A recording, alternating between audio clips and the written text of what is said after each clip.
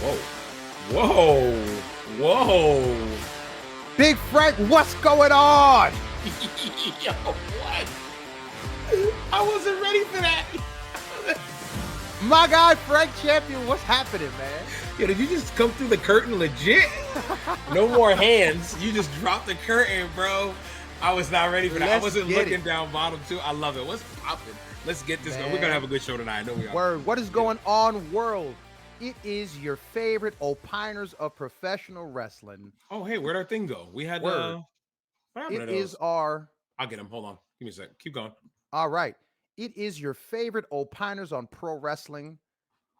It is the two brothers that, hey, y'all, we don't even know sometimes if anyone's listening, and yet we love coming back to let you hear it be told time and time again. Oh, yes, friends, here to chat with some pro wrestling. It's your boys, Vernon Somoza. What's going on, world? Loving this, loving life, loving that we are on episode 38. This is the Sandbox Podcast Network. We are the Pay Window Podcast. Shout out to the big boss, man. Shout out, big bro. Always supporting. And to my... Yeah, I'm used to it now. I know which way to go. Exactly. My tag team partner, the man upon which pontificates pro wrestling with me, my boy, Frank Champion. What's happening? I'm not going to tell you that you have to say something else because I heard you say it all this time. Because I listened to the last episode the other day and I was like, you idiot. He said everything. Just shut the hell up and let him do his thing. So you know what? I'm not saying anything about it anymore after this episode because I feel like an idiot with egg on my face every single time I try to be like, you didn't say this. I appreciate you at least. You at least pay attention and say, yo, bro, maybe we forgot that. Because I say it right, but then I'm like, did I say it? Yeah, like, did I? Like, oops.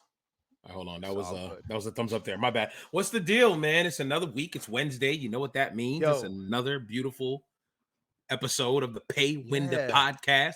I do have something to say about our little ticker down here. What's happening?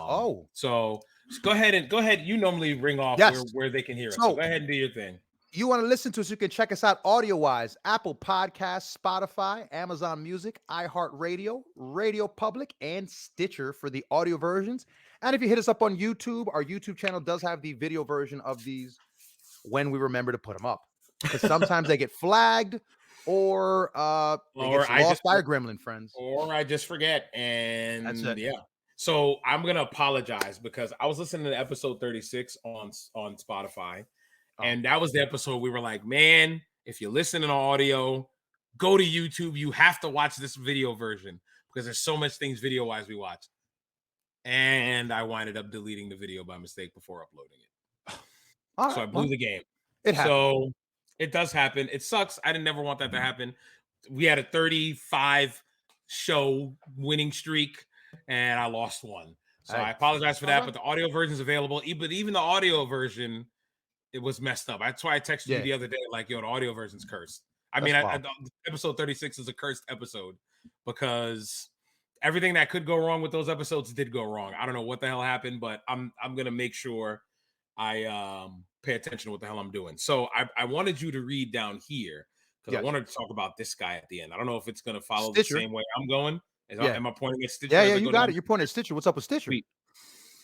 I'm going to read something real quick to you. Stitcher, a popular podcast app, has announced that it will be shutting down in August.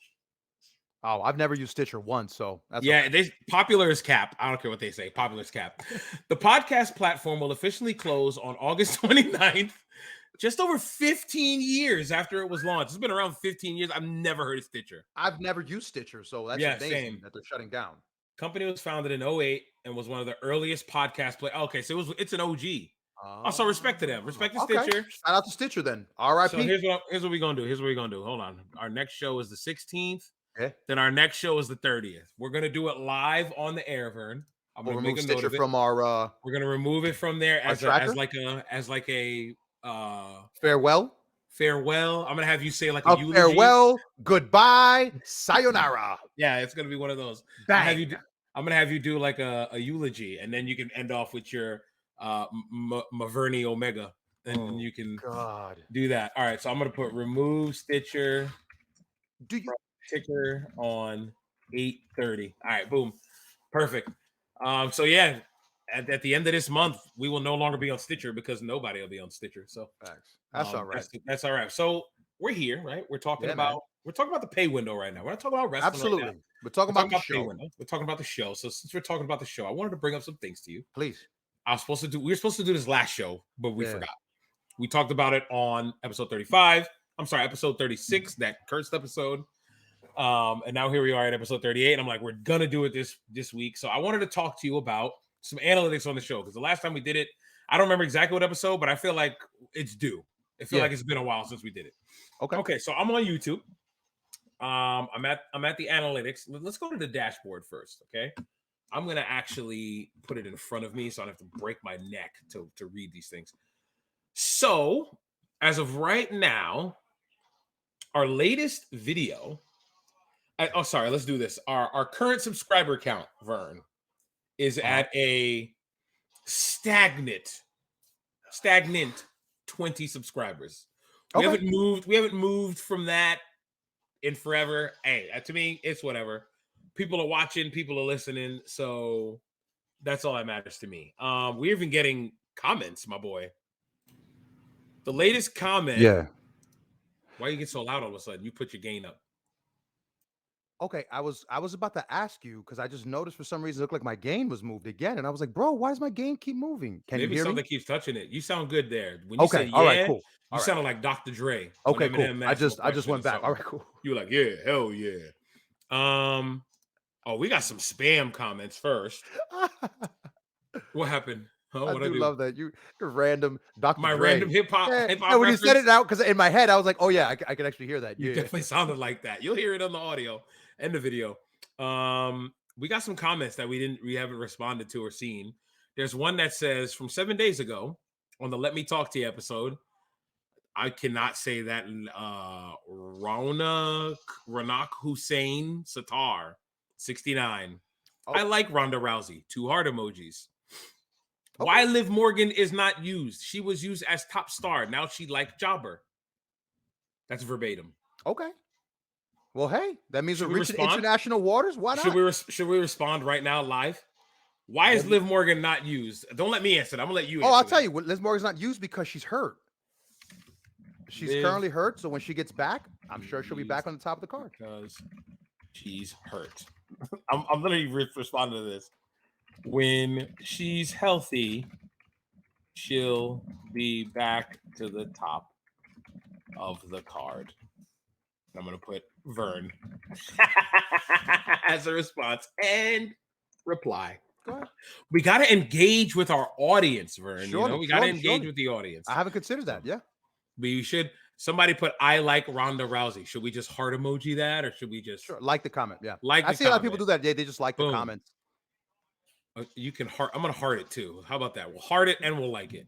Then there's one that just says promo SM. So that's just spam. That's on the Mercedes is Monet episode. And then on See You Out There, brother, we have. It says KY. This is from Dan Verb 8116 from 7 months ago. So it had to be a while ago since we've done this. Yeah, because it's been that. We haven't checked analytics in a minute. Okay. It says KYL Men's, Kyle Men's. I don't know.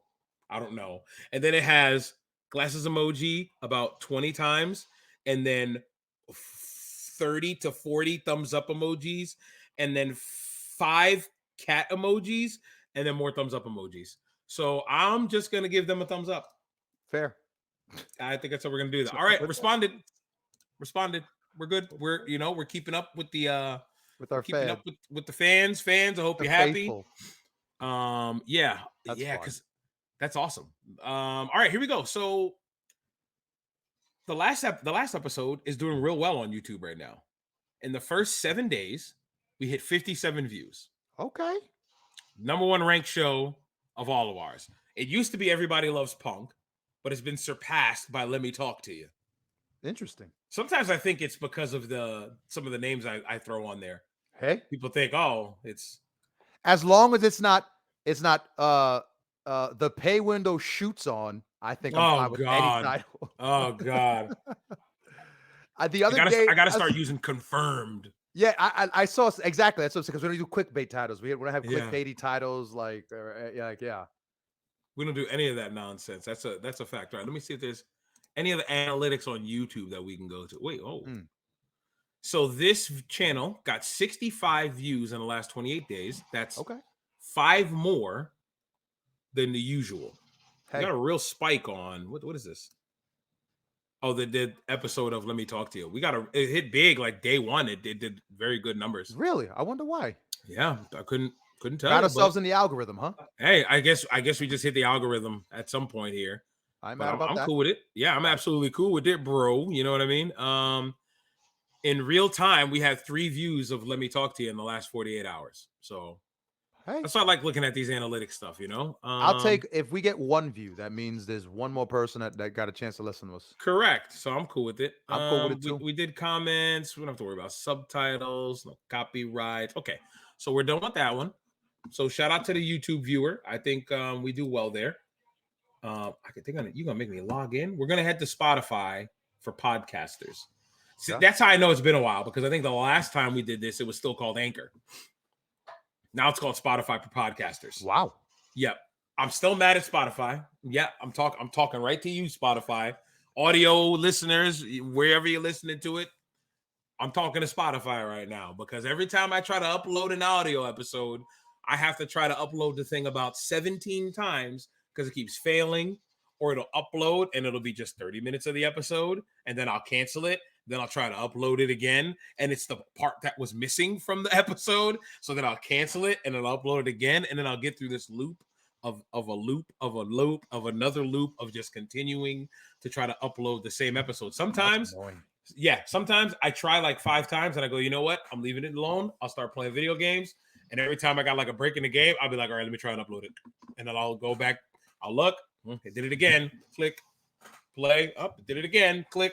It was just nonsense. And I've been dealing with that for a while now, but I don't know. I've contacted their support team and they were like, maybe it's your browser. I'm like, maybe it's your service. Don't blame my browser, jerk. Don't blame my browser. Fair enough, right? They were like, oh, maybe you should go incognito mode. I go incognito mode, the same thing. Like, come on, bro. It's something on your side, not mine. Yeah. I don't want to hear it. All right, so let's talk about Spotify, shall we? After you buried him? After I buried him. No, I love Spotify. I'm not gonna act like I don't. You're the one who put me on Spotify, actually. Oh, yeah? Because you were like, oh, yeah, you taught me about this new platform where you can hear music and you don't need you can do it all digitally and you can get the entire libraries for everything. I was like, what are you talking about? And you shot me the link and you were like, bro, I was listening to 3 6 Mafia. I was like, huh? I was like, you were listening to what? And I went on the free to 3 6 Mafia and I started listening to Sipping on Some Scissor. That's the first song I heard on Spotify. I was like, oh, let me listen on some Scissor. Then I started browsing and I'm like, whoa, this is way better than Pandora because I can pick what I want to listen to and not rely on Pandora picking it for me when I type in somebody's name. So that's why I liked it. Since then, since when you put me on, the wife was like, I'm gonna pay for it. Don't worry, I'm gonna take care of it. Now I pay for it, but it's all good. It don't matter.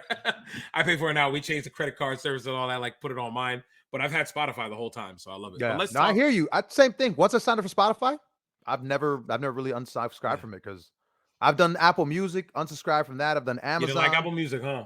Nah. I mean, I had Tidal for a minute. I had Tidal. Did you have Tidal? Yeah, for a while. I was you know what? The Dolby Atmos, like the sound and like hearing like Victory with the Dolby Atmos mix where you could hear the different parts separately and you could actually like pick up. You can like feel it over here, ad-lib. some down here. Yeah. So that was cool, but was it worth $20 a month? Is it because it had that Dolby thing? It was $10 more? Yep. It was. Forget that. Yep. I'm cool. And like you know me, I'm always like, okay, I'll try that. Give it a shot. Yeah. But just after a while, I was like, it's not worth what I'm paying for. Like I don't listen to music enough to warrant paying extra for high fidelity. How often are you going to listen to music? Because I know the Dolby Atmos is really for you for headphone listeners. It's not really like if you're going to go listen to it in your car, if you're going to play it on your Bluetooth speaker or on your radio. So I have like a sound bar with like the 7 point, like, so I have like all the fanciness, whatever, but correct. Still, it's like, I only have that there. And I have Right. the 7.1 headphones there. I don't have it everywhere. So it's like I really Exactly. was only using it in my television. So it's like, okay, this is silly. I'm paying This for a is service. silly. This is Yeah. nonsense. Right. So that's why I went back to Spotify because I was like, no, I'm going back. Yeah. As much as and people bury Spotify for like other things, how their payouts and all that stuff. But I mean, we haven't gotten paid from them yet. Hopefully we will. Come on, Spotify, cut us a check.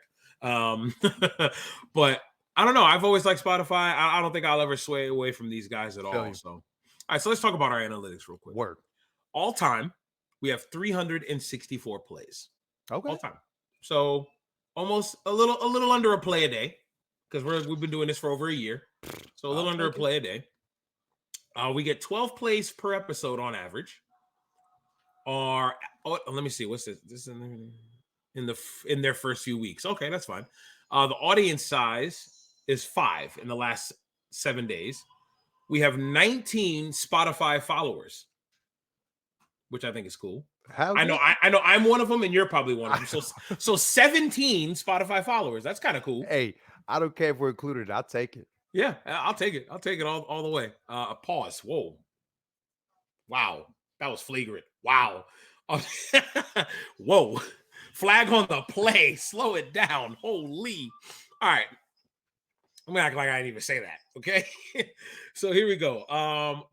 We're gonna talk about audience now. So do you remember at all last time how over we were in other countries besides the United States? Yes. Do you remember any of the states? No, I could not. I mean, any other countries? I feel like Middle East. Nope. Okay, then no, I don't remember. So as of right, actually, I'm sorry. Hold on. Let's do all time. Yeah, no, it's never been. Last 90, last week, last 30. Okay. I love it. Okay. So how do I go back? United States. Okay. So 93% of our listeners are from the United States. Of that 93%, 66% of them are from the great state of Massachusetts. You know, I guess I got it bubbling over here, I guess. Hey, man. What's up? Yeah, 7% come from New York. Thanks, Vernon. Let's go. Let's go. Appreciate you. 5%. You're like professor who listens to it. Yeah, right. 5% Pennsylvania, 5% Tennessee, 4% New Mexico, 3% Connecticut, 3% Illinois, 2% Washington. Oh, I got to step up here. 1% Rhode Island ain't enough, man. I got a stranglehold in Rhode Island. I got to do better than that. Bruh. Okay, that's interesting. We're hitting places that I don't think we know anybody.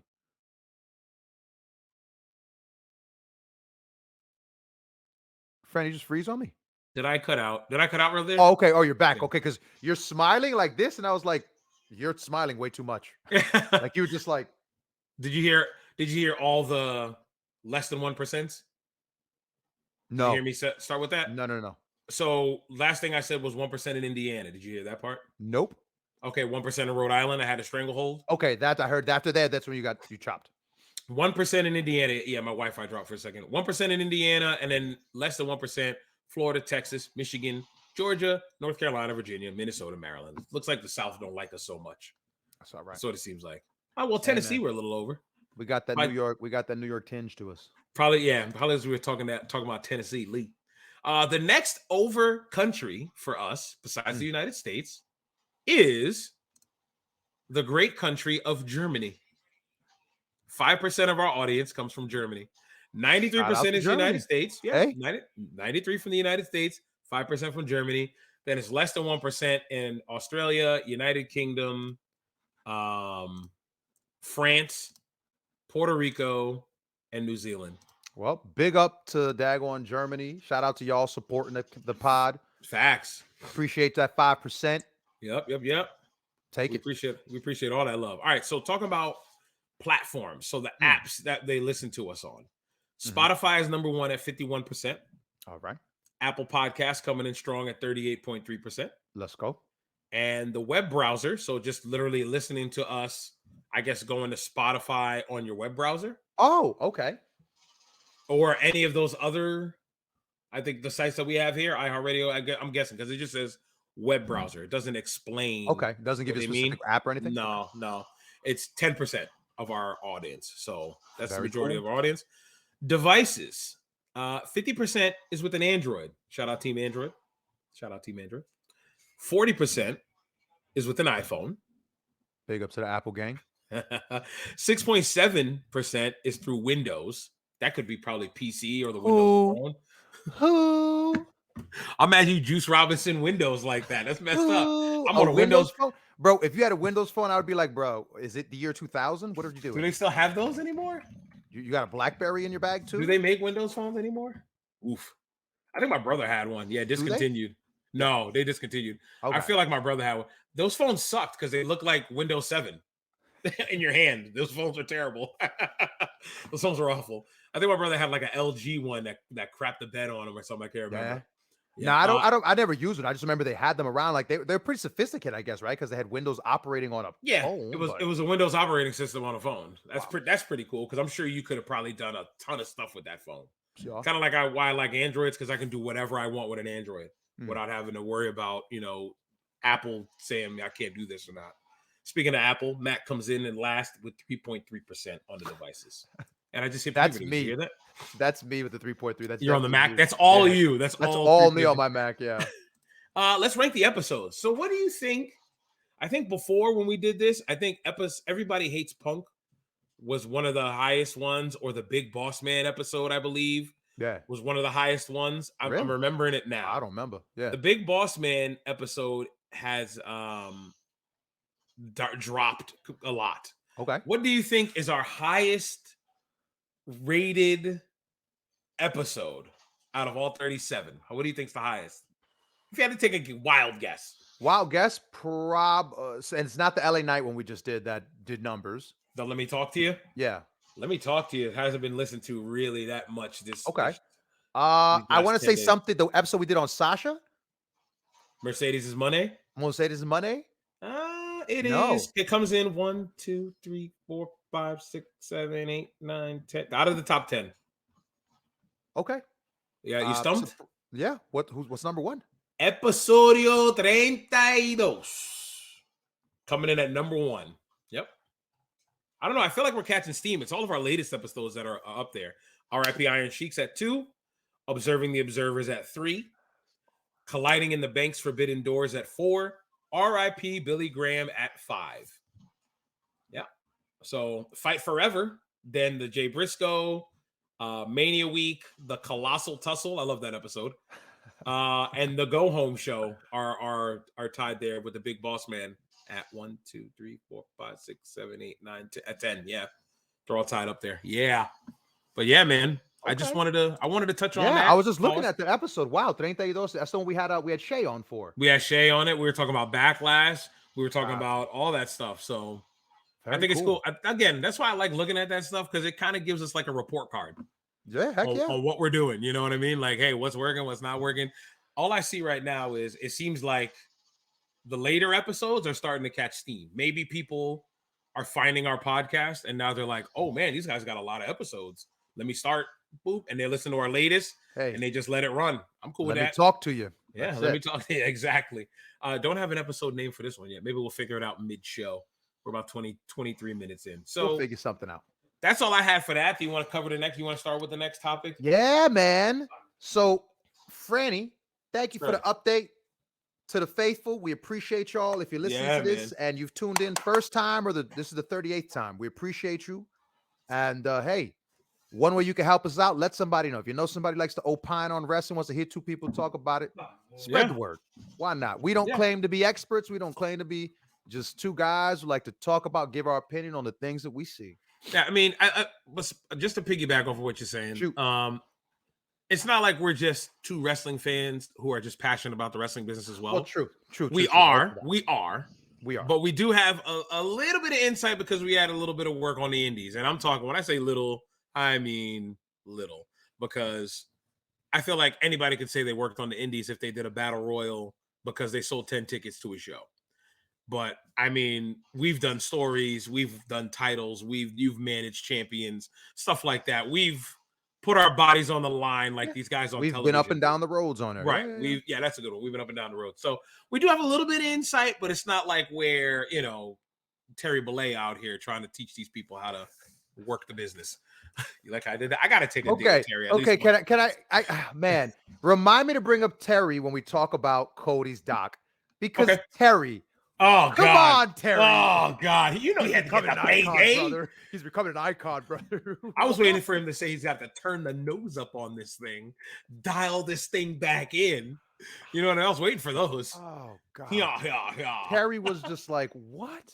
He's really becoming an icon, you know. I mean, he's was icon status. And I was like, all right, Hulk, calm down. He's not going to give you a match. There's no title at the end of this for you. Calm down. Brother, when Cody goes over for the belt, he finally dethrones Roman. First opponent. Well, okay. Random rumor mill. Oh, boy. Rumor has it Hogan's going to retire at next Mania. He's going to have his final match. He's pushing. I don't know if anything's been said on it, but Terry is pushing to have his final match at Mania. That his body's feeling better. His arms are huge right now. Have you seen him? Terry's working out. I'm gonna need you to stop. According to Terry. Oh, all I can do. According to Terry. Okay, it's all. Wait. According to Terry, did he tweet it? Well, you know what? Shoot. Was it Hulk Hogan who tweeted it? He was on camera when he said it. So you're right. You know what? Nope, forget it wasn't Terry. It was Hulk Hogan. Everyone, I apologize. Hulk Hogan said it, and I've learned that he was probably working the camera, and so I can't anything take it Hulk serious. Hogan says on camera is not real. It's subject to. It's right. It's not real. If Terry said it off camera, no. If Terry said it in his house, yes, that's the only time it's real. Off camera, there's no producers. Yeah, it's just Terry in his house. Right. Then he can tell you the truth. But that's Brooktini. The moment he walks through the front door, Hulk Hogan, brother. It's all character, right? When he goes, all right, what a beautiful day, brother. Hogan. What did he say? When people say hi to him, no one ever says, "Hey Terry, how are you?" They say, "Hey Hulk." Hey Hulk, how are you, Hulk? So no one cares how Terry feels. They only care about Hulk. I love TNH. I love it. I love the Laps fan. Every time we get a chance. Can I tell you, I've been debating joining the Moat tier. Part of me just wants to hear one WrestleMania. I just want to hear one because I'm like, I want to hear it. I bet it's great too. You're gonna do it for 1 month and then be. I know. Part of me is like, do I do that? But I'm like, I want to hear WrestleMania. Like I hear them talk about it. And truth be told, I want to mark out to have them say, "Hey, special shout out to a newest member of the Moat tier, Vernon Somoza." Like, you would love that. Yes, I made it. Have my Thea hail fish. Yeah. You start shaking the ropes and all. All right. We're having tons of fun. We're having tangents, but on a serious note, let's get serious real quick, bro. Go ahead. Yesterday, on July 31st, 2 days ago, we lost one of the true legends of the 80s. Yeah, let me see. One of the greats. I have a skateboard. Do you? Matter of fact, give me 1 second. I'm gonna grab my skateboard with him on it. Hold on. Okay. Well, while you do that, I'm going to. Yeah, I'll talk.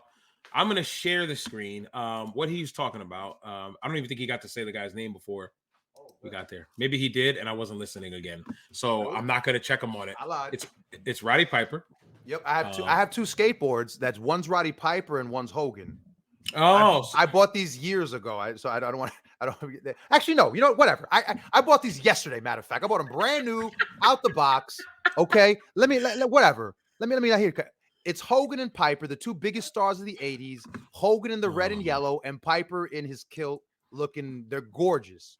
I've been meaning to hang them on my wall because they are two of my favorites of my youth. So yeah. That came out blurry.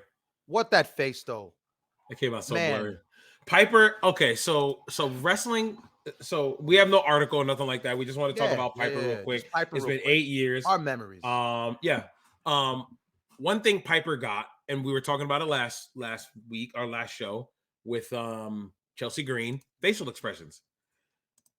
I'm sorry, I'm rambling here. I'm stuttering. Roddy Piper showed you exactly what he was thinking with his eyes, nose, and mouth. Right here. You never, maybe he's thinking something. No, you can tell exactly what Piper was thinking just by looking at his face. And I think that's one of the reasons why a guy like Piper was so over. He was undeniable. He's undeniable in every aspect of the word. What I always loved about Piper is how physical he was. You never had to think he was, he's out there working. He's working these punches. No. Piper was out there to beat you, you know what. Right? If you're gonna work Piper, he's gonna whoop your tail. That's what I want to say. And this is another good picture here. You were talking about the two of them here. Let me share this one. Bam. For the audio listener, Yep. I got Hoagie Hogan. We were just talking about Terry. About to receive a knife edge chop from Roddy Piper himself. And Hogan in the yellow and red. Yellow and red. Yep, yellow and red, and Piper in the all blue. That must be Saturday night, huh? Is that a Saturday main event? What was that? That last picture from? Or was that from WrestleMania?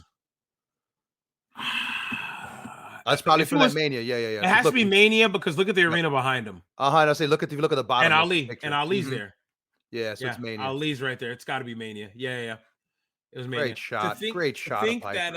To think that Piper was an intricate part in that Mania that got super duper over. The first WrestleMania 1. So in his book, his biography, he talks about that like he felt. Is that the one you have? You could let me read. Yes. Yeah. I read it. Yeah. You read it. Remember? And remember, Piper talks about the fact that he felt coming out of Mania 1, he should have been a much bigger deal because he was the number one heel. He was the heel. Not in Vince's territory. Nope. In Vince's territory, especially in the 80s, it wasn't about the heel. Yeah. It was always about the babyface. That's why Hogan was so over. So that was the thing. That was the thing. If Piper always.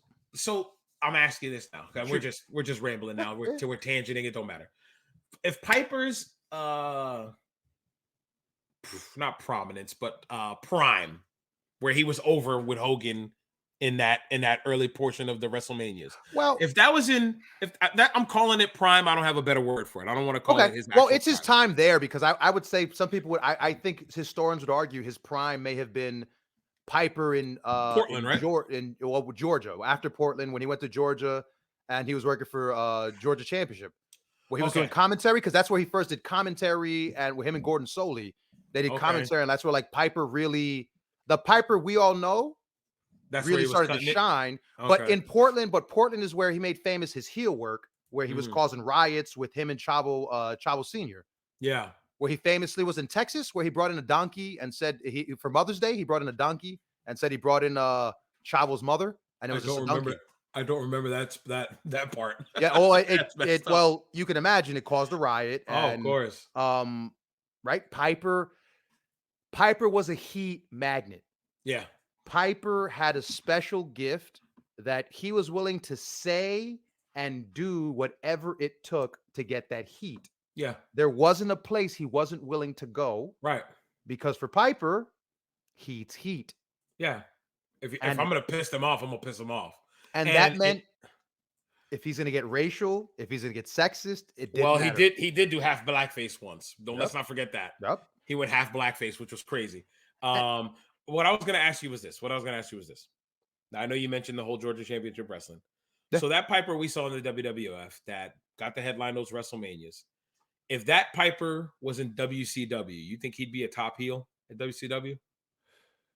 At that time? Granted, there was no WCW at that time. It was NWA. Yeah. So what I'm saying is take that Piper, put him into the WCW that we got before Nitro and all that. You know what I'm saying? Oh, okay. Because I was thinking, well, we do get 90s. Piper, remember, towards the end, but when but it's Hogan not tried to pick Piper. Up the feud, no, it didn't work. It didn't work there.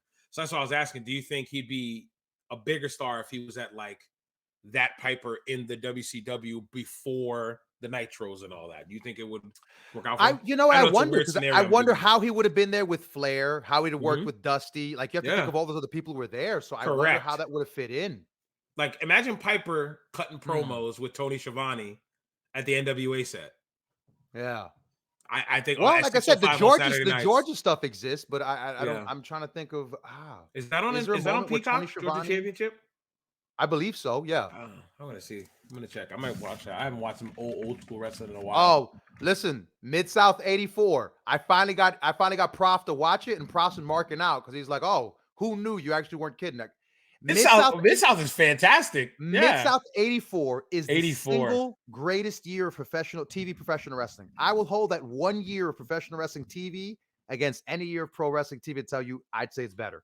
I'm trying to think who was there in Mid-South in '84. That was the year that Jim Cornette and the Midnight Express showed up. The Rock and Roll Express showed up. Okay. You had the Mr. Wrestling 2 Magnum TA feud. Okay. You had Stagger Lee. Stagger Lee made his comeback that year. Stagger Lee. I'm done. JYD was still over. Terry Taylor Okay. was doing his thing. What, Duggan wasn't there? Dugan, sir. Jim Dugan was there. Dugan. Jim Because Dugan was there. that's the video you showed me. He was cutting a promo where he was super serious. I can't remember what happened. I think he was sad that he let people down because he lost in a match or something like that. Maybe I think was it the promo before? Was it the promo before the tuxedo match that he had? I think he had gotten injured or something. Oh, now that sounds familiar. It's hard for me to remember. You showed me this, and I can't remember it. Yeah, but he was very serious the way he spoke. It wasn't it wasn't that Duggan. Yeah. Well, remember he was a raw bone kicking butt baby face before he got to the Fed. Yeah, the Fed just gave him a gimmick. That's all. They gave him a 2x4. But he was a tough, hard-nosed football player. Freaking didn't take no stuff from nobody. But yeah, man, Piper. I just think look, Piper is one of the greats, truly one of the greatest, one of the GOATs. If you've never watched Piper, don't just watch his WWF stuff. Don't just watch a few Piper's Pits. No, Piper's Pits don't do it justice. The early ones where they're like 2 minutes, they were great, but don't just get caught up in the coconuts. Like Piper's body of work, man. Like his Portland stuff is phenomenal. The stuff he was doing down in Texas, the stuff at Georgia with Gordon Soley, him on commentary. Holy cow, Piper in commentary was something else. He knew how to play that heel commentator who necessarily wasn't trying to get involved physically every single time, but could get you in there, get you into the story. Yeah. One thing, just to touch on one thing before we go, because of Piper, I use this word all the time. I don't know if you still do, but I use this word all the time because of Piper. The sickness. Oh. Professional wrestling. Man. In his book, the bump card. He was the first one to put us onto the bump. The first time I read that, you got a bump card. The bump card and the sickness. Yep, you're right. The bump card too. Yep. You only got two enough ideas we took from him. Yep. You only got a few certain amount of numbers of bumps on that card. And once that last bump is punched, it's time to call it a day. And the sickness is when you haven't realized that your bump card has been filled and you continue to go. Yeah. I love that he always called it the sickness, because to be honest, from what Kurt Angle said that we use now is self-mutilation, you got to be sick in the head to do the things that you do in a wrestling ring, because you're literally harming yourself for the adulation of the people. That's pretty much what it is. It's modern day gladiators in a safe way. Sure. You know what I mean? So, but it definitely is a sickness without a doubt. I've always said that ever since I read that. I said, wow. And I read that book just getting into the wrestling, actual wrestling. Like I was training, staying with you, and I read that book, and he's calling it a sickness. And I'm like, should I be doing this? It's called a sickness. Here I am 14 years later. We're doing podcasts about it, and I'm still wrestling. I wrestle in about 3 weeks. So it's a sickness. It's a sickness. Rest in peace, Roddy Piper. Roderick Toombs. Rest in peace to you, sir. Roderick Toombs. That's awesome. I'm glad you got his name. All right. Well, it's one of the things you don't forget, right? Yeah. So then we go from Piper to. This is all you. This is all you, sir. Okay, buddy. Tell us about. We haven't talked about All In a bit. We got an update. So Vern, for a while, he was asking, is this thing going to be on pay-per-view? He hasn't announced anything. Is it going to be? I think it's going to be a streaming service. You pose a very good question. And then you pose such a good question that people on the internet, not based off of you, but people on the internet were starting to ask the same thing. They were like, is it going to be on pay-per-view? He hasn't announced anything yet. And I said, man, maybe he'll probably announce it in August, right before the pay-per-view, because he's worried about Forbidden and blah, blah, blah, and all this stuff. So here I am on WrestlingInc.com. Again, shout out to the dirt sheets. I'm not burying the dirt sheets no more, unless it's just a foolish article, clickbait nonsense. But this man by the name of Eric Muddier put out an article on July 31st at 4:51 p.m. You ready, Vern? That's Monday, I believe. Talk to me. Update. Let me talk to you. Yeah. Update on AEW All In 2023 broadcast details, how to watch. You ready? Less than a month remains before AEW's biggest event to date, All In. Oh, you did that wrong. How are you editing this guy's work? It's weird how he did that. He did the hyphens to put all in. He should have parenthesed it. Yeah. Because when you do the hyphens, this is grammar. I'm sorry. I guess I'm a grammar Nazi. When you use the hyphens, it's like you're going, hey, blah, blah, blah, blah, blah, and then you kind of nudge somebody. You know what I mean? To be like, hey, this is what I'm talking about.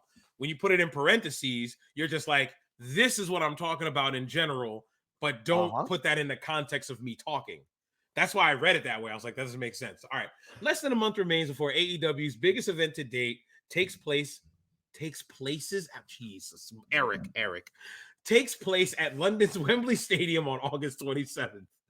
And yet, as that clock continues to tick closer and closer, there still hasn't been any official word yet from AEW as to how fans will be able to access and watch the show.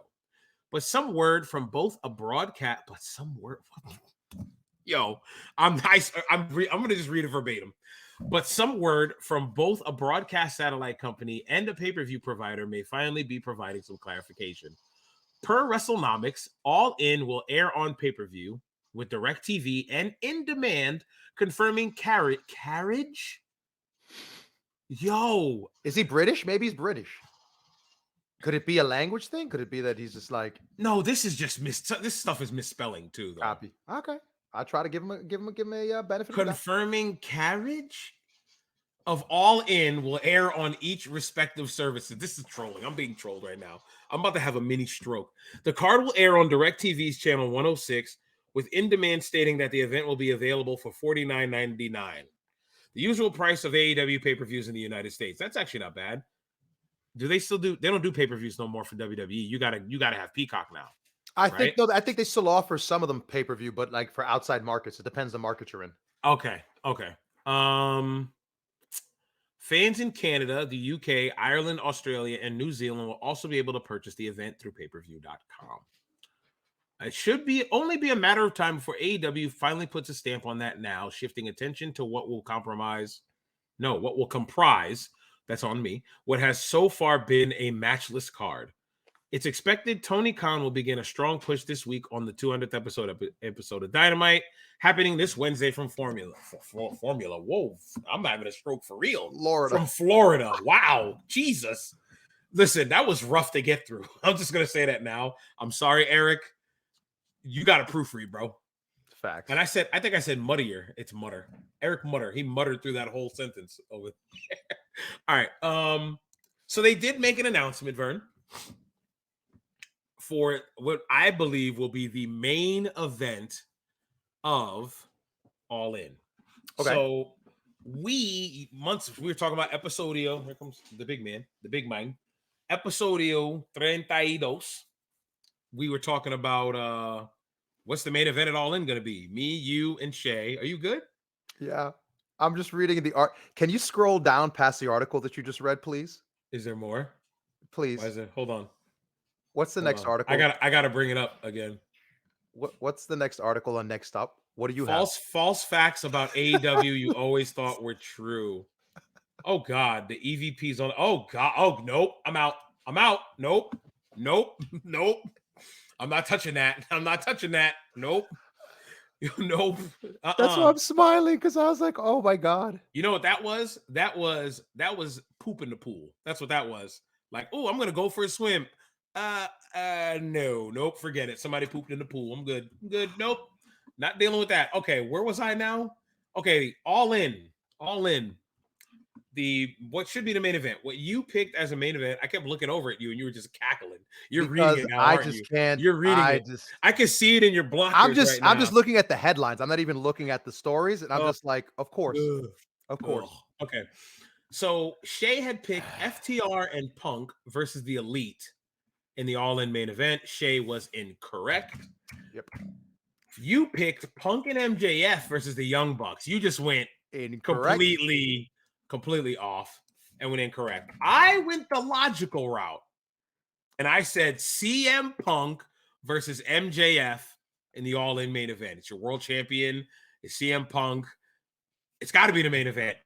Well, I'm going to take that away because we were wrong altogether. Our main event for AEW All In, Vern, I'm going to throw it on the screen for the audio listener. You can explain it for the audio listeners, and I want you to read everything, okay? Sure. I want you to read everything for the audio listener. You have not seen this picture, have you? Nope. Perfect. All right. The main event of All In will be Adam Cole taking on MJF for the AEW World Championship. Can you read what that says in front of you? I'll take the headline, the banner away too. The biggest event in wrestling history. All Elite Wrestling. AEW World Champion MJF versus Adam Cole, Sunday, August 27th, 6 p.m. Eastern Standard Time. Nope, that's No, British. British Standard Time, 1 That's p.m. early. Eastern Time, 10 a.m. Pacific Time, live on pay-per-view. And if you're wondering, Vern, because I know you love the 0 hour or the buy-in so much, that starts at noon. Okay. So 12 o'clock, the show's going to start. Wow. We have 25 days. So that's 3 weeks of television. Okay. Right. That's about 9 shows. If you count Rampage, 9 shows to get your story across. Right. To set up all the rest of these matches. Hopefully you set up stuff, Vernie Con. Hopefully you set up some stuff, St. Tony prior, which is what you did with MJF and Cole, I guess, with this convoluted storyline and story time with MJF and I Love You, Max, and soap You're opera. a real man now. Soap opera. I'm a scumbag. I'm a scumbag. You know, I'm a scumbag. Come on, I'm a scumbag. Hopefully the rest of your card gets to develop. First question for you. Sir. Is this the biggest event in wrestling history? In terms of size? Like physical size? Because that's the only way that that statement holds true is if you're talking about the physical size of the building. Because it's the biggest event in wrestling history because you sold a bunch of tickets to a show? I'm sorry. Yeah, I'm guessing that. I'm sorry. The biggest show, I don't You know what it sounds like? It sounds like Nick Goulis saying, "This is the biggest card I've ever booked in my entire career. Come on down and see it. It's the greatest show you'll ever see, the greatest show in wrestling history." But he would say that every single You sounded like a character from Rick and week. Morty right there. Okay, but that's what I'm saying. But like, because I was trying to The like a Door 1940s. Emporium. I was trying to like a Emporium guy. 1940s like Yeah, promoter kind of like. sound. Yeah, for real. But that was his thing. Like his thing was always sensationalizing. Every show was the biggest, the greatest. It was him or Leroy McGurk, one of the two. But that was their thing. They would always just toss out these extreme hyperbole to the point where it doesn't mean anything. Because like Tony Schiavone saying, "This is the greatest night in the history of our sport." Oh, it's just a joke. It's just a joke. So I'm sorry. Saying it's the biggest night in wrestling history, yeah, for tonight. But tomorrow, some indie show is going to say the same thing. They sold over 70,000 tickets, right? Allegedly, yes. Allegedly. About 77,000. There's still about 6,000 seats left, right? That's what we've been seeing. We've been forever. Told for and it's been stagnant. I'm the second Yeah, time those tickets haven't moved. After they sold the initial 70, 77, whatever. It's kind of plateaued. That's a better They haven't word. moved those. I'm thinking they're going to dump them. The last 3 weeks, I'm thinking those may be the ones you see for the $1. Free tickets or whatever. Yeah. Just give them away. So that WrestleMania that was in Texas the first time, not the Stone Cold Mania, because that was after the pandemic. So according to the Double O's, yes, this is going to beat WrestleMania 3 and WrestleMania 32. 32 is the one that has the biggest attendance. I'm sorry. I was Googling the word WrestleMania 32 attendance. Once I got to ATT, it showed attendance, so I clicked it. But right before I clicked it, it said fake right underneath it. That's why I laughed. Okay, hold on. According to WWE, WrestleMania 32 set multiple records for the company, including grossing $17.3 million and a claimed attendance record of 101,763. Actually, Yep. Brandon Thurston reported for Fightful that the turnstile count was 80,709, according to the Arlington Police Department. And everyone always says, well, because when Vince does it, he counts the people across the street, the people in the parking lot, the guys who are serving hot dogs. He counts The the people guys that are there. That's attendance. It's everybody who is in the building. He counts the working staff. He counts the wrestlers. He counts the people who are setting up the ring. The crew. He Yes. everyone. Everybody's attending this show. That counts as attendance. No, Frank. You're supposed to talk about the people who paid for tickets. If you work there, you don't count. Are you there watching the show? Are you there witnessing what's happening live? You didn't pay for a ticket. You don't count. But you're there watching the video live. When are you going to say all in Wembley Stadium? All in. We're all in. All in. Damn it. 78,000 tickets. You got me. You got me. And what was it this morning? There was that one guy, one post prof said that was like, the guy was like, oh, we're like 3,000 We tickets. did it. We did it, guys. We did it. 3,000 tickets left, and we're gonna beat them. If you don't shut up, you ain't do nothing. 80,709. Okay, so 80,000 is it. So what's the real WrestleMania 3 attendance? Because that was 93,000. Yep. Oh, is it because it's an indoor attendance record of 93,000? No, and this is outdoors. Mania, according to Dave, Dave says the Mania number is incorrect. The Mania number is super inflated. How many people were actually there? Hold on. Off the 78,000 is what somebody put in like 2018. Something way lower. So how that, according to Dave, Vince was going to set the indoor attendance record no matter what. If 2 people showed up, he would have set the indoor attendance record. So here's my question. How come for WWE, the numbers are inflated, but when AEW sells the tickets, it's tried and true, etched in stone. This is 100% facts. There's no way they're inflating the numbers too. So seriously speaking, seriously, I don't know. I ask the same question because Dave is always quick. Dave, Brian, they're always so quick to disprove it. Yeah, but it's like, okay, guys, but what about AEW? Are you trying to tell me they had no paper tickets? They sold every ticket was a sold pay ticket. Like, are you kidding me right now?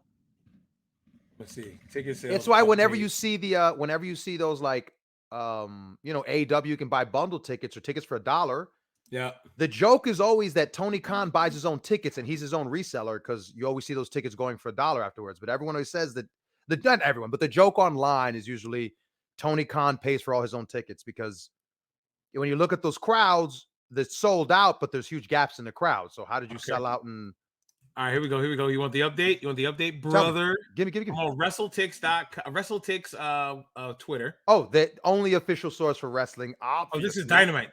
I'm sorry. This is Dynamite. I'm sorry. Hold on. I'm sorry. That was Dynamite. I'm like 4,000. Oh, you may have to sign up to the Patreon to get their ticket. There's a Patreon for that site. People pay to have the ratings reported to them immediately. Plus, is this 1996? We're doing the AOL chat rooms again for attendance. Yo, people pay for that now? I didn't pay for newsletters, bro. I just said, yeah, I want to sign up. Here's my AOL name. Bravo Capo status. AOL. I bet you said AOL chat rooms. What, bro? What is going on? What is going on, bro? Seriously, what is going on? I'm trying to find. Okay, here it is. Nope, this is they do everything. Jake Paul versus Nate Diaz. Yeah. Too. Hold on. SmackDown. Oh my God. Oh, what? My dog. Oh, he just ripped. I'm gonna say it. I'm gonna duck it. He ripped off. Oof. My God. Oh my God. Okay, 53. Oh, it's every time I breathe. Oh my God. Hold on. Sounds about right. Oh my God. I got cologne on this shirt. Thank God. Hold on. Holy, that's rough. Man, I'm not finding. Oh my God, that stinks so bad, dude. You are awful. He hasn't updated all in a while, it looks like. Hold on. I'm trying to look for if anybody has the post on This is Collision. Oh, here it is. I got you with one of the I got it too from July 31st. Okay. I got it. Is that the same one you're looking at? Go ahead. All right, I'm gonna pop it up on the screen now. I was looking for it. No, it's already here. Boom. Let's just change our point of view. Bam. There it is. Okay, so All In, right? This was on the 31st of July. So again, 2 days ago as of right now. A lot of resale tickets I see. About 1,500 are available for resale. 77,470 tickets have been distributed. So that means that's been sold, right? Sir. 77,000. I believe so, yeah. Out of the 77,000, come on, hold on now. Let's do some math. Because, actually, 1,500 of them are for resale. So right now, if AEW All In was tomorrow at 12 o'clock when it all started, 75,953 people would be the attendance record, attendance for that right now. If they all showed up to buy the tickets. You buy a ticket, life happens. You might not make the show as much as you want to. You might not make the show. So right now, 75,953 people are guaranteed to be there because only 1,500 of those seats are resale. No VIP seating, okay? There's 6,578 tickets available for the 84,000 seat setup. So in order to beat this record, according to Brandon Thurston, I sent you a picture that has it, that thing captures it well. If you check your text. they have to hit about another 3,000, right? To beat it. Let me see this picture. I hope it's hilarious. Crazy but true. All In is only 1,000 tickets away from breaking WrestleMania 3 record, and 20. No, it's not. That's wrong. From breaking, we just read that, and 2,500 tickets away from breaking an all-time record at WrestleMania 32. These are based on the real numbers, Frank, not those inflated fake numbers the Fed does. Okay. Remember the days when WWE Mark swore this wouldn't sell out? If it breaks the all-time record, there's going to be a lot of people with eggs on their face, especially since a secondary. You got to my favorite line. Especially since talk about secondary promotion is doing it, that being Triple H's words to describe AEW, LOL.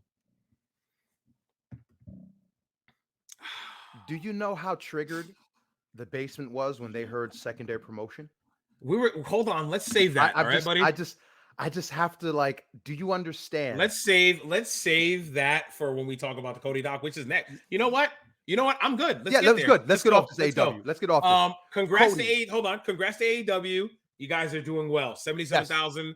We thought they weren't gonna pass. We said 60. 50. We all said 60. So yeah, they proved us wrong. I think I said they were gonna do like 35K, but then I think the most we said were like 60,000 will probably be the most. They're at 77. Good for them. They beat our expectations. Good. For them. I hope it's a great show. I hope we have banger after banger after banger that I'm gonna sit from 12 o'clock to 6 p.m. with my eyes glued to the television the day after my kid's birthday, because that's the day I want to unwind. So just be sitting there like this for nonstop hours and just for 6 hours of wrestling. Shay will be here. Shay will be here. The big bro will be here. So it's gonna be fun. Maybe I'm pretty sure I'm gonna be there. Are you gonna be there? I'm coming. You're not leaving that day? You're gonna leave? Oh yeah. True. I forgot. It's on. Okay. All in's on Sunday. You gonna stay? I don't know. Maybe. I'm gonna hold you to it. That'd be kind of cool. I'm gonna talk to the job and see if I get off for the day. We'll see. I'm gonna talk to your lady, and I'm gonna be like, nope, you have to stay because you just have to. Copy. We'll see. You have no choice. And then she's gonna tell you, you are staying. You cannot go. You and me and Abby, we here. We ain't go nowhere. Okay, we stay right here. Oh man, we'll see. All right, so let's talk about it. Let's talk about this Cody Doc, man. I should have had a picture for this. What's it called? Is it called the American Nightmare documentary? Yeah, it's becoming the American Nightmare. Becoming the American Nightmare. Thank you. I knew there was a name for it. I loved this documentary, top to bottom. We don't know why. Even though at the end it said executive producer Vince McMahon, Bruce Pritchard, it didn't feel like a WWE documentary. I thought Cody was the director. Executive producer? Cody was the director or the executive producer? I think he was the executive. I know Vince is the executive producer. I saw his name. Yeah, I know Vince wasn't Kevin Dunn, but I thought Cody was the director then, because I know Cody, he had his name in the credits too. I'm not sure. Yeah. I didn't continue to go. I'll tell you, I'll be honest. I finished watching it about 3 hours ago because I was putting the kid to bed. We were watching it together. And I'm going to tell you a few things that happened to me while we were watching it that I didn't think would happen, but that's how good of a documentary it is. Oh, it was amazing. It was amazing. It's amazing. So we watched almost all 2 hours of it. Then she had to go to karate. And she was like, Dad, we never finished it. I said, we got like 10 minutes. So right before bed, I took my phone and we watched the last 10 minutes where it talked about pretty much the Roman Reigns part of the story where he lost at Mania. We watched that part over. So no, I mean, this documentary, it's crazy to think he's been in this business for 17 years. Yeah. 17 years, dude. So that makes him, what's he about? Our age, right? Yes. He's makes him younger. our age. Yes. I think he's younger than us. No, he's our age. He's 38 years old. He was born in 85.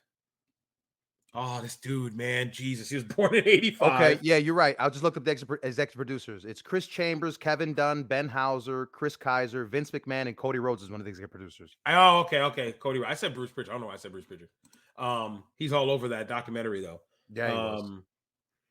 So that's the first thing that hit me. I was like, man, this dude's been doing this thing for 17 years. Because they were like, oh, he debuted in 2006. I'm like, that's when I was lapsed. Wow. Yeah. When I came in, when he was like just about to start the deal with Legacy, with Randy Orton and Ted DiBiase. See, it was him.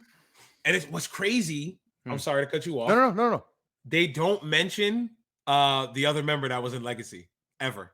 Oh, Taker. One of the Fatus. Samu, right? Samu, yep. Was it Samu? Hold on. I'll get it. I think it was Samu. Because he was there in the beginning. It was the three of them. Yeah, and then he got let go and he never got brought back. Yep. Manu, excuse me. Manu. Yeah, Afa's kid.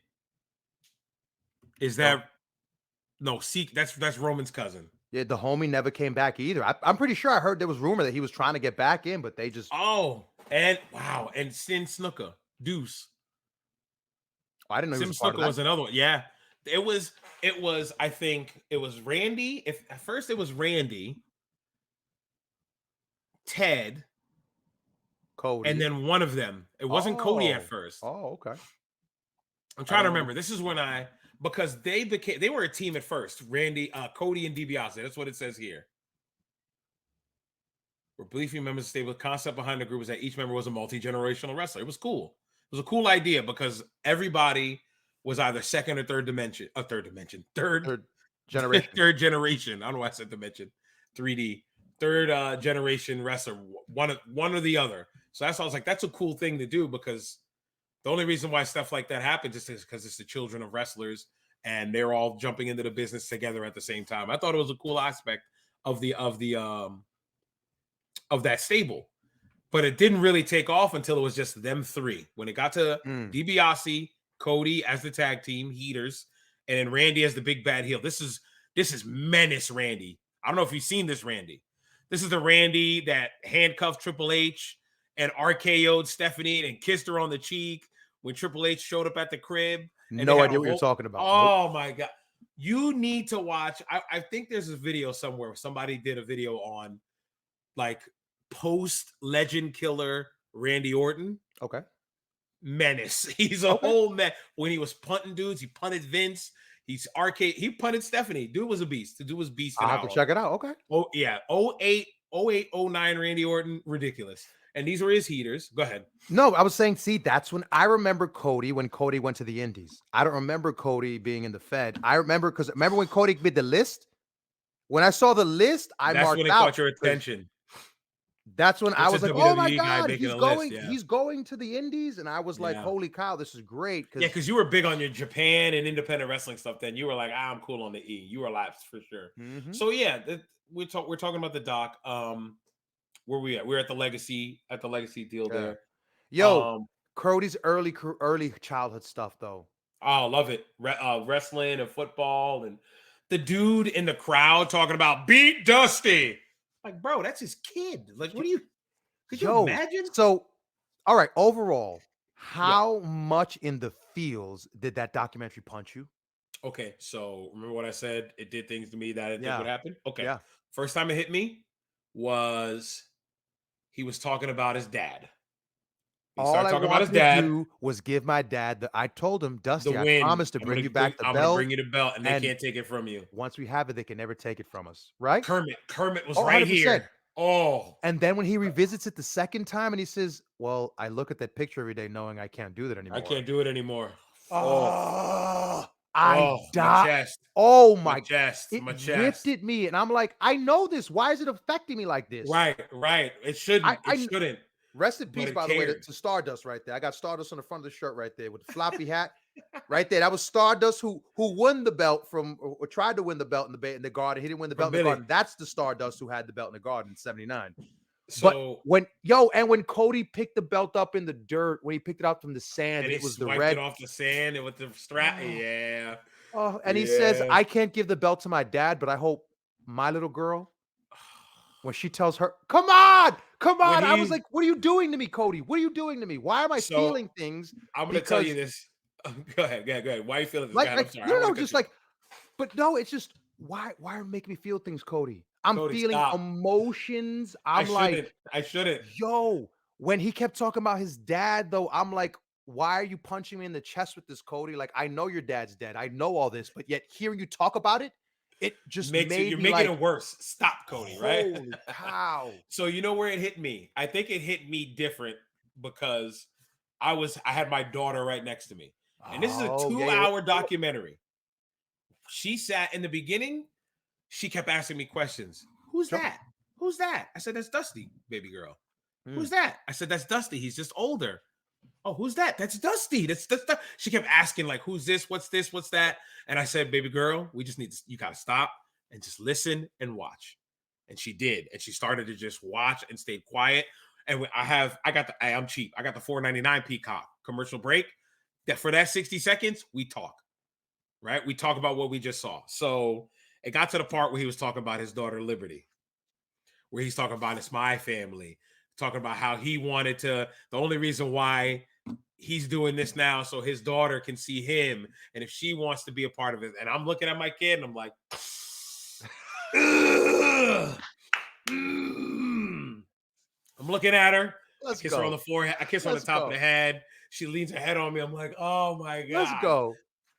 Yes. Full. I was here. I'm like, After you were done, did you mm. say, well, I got uh Luke Combs and Snoop Dogg in the jukebox, and I got Little Liberty right here next to me, and I just know racism just won't stand a chance against me.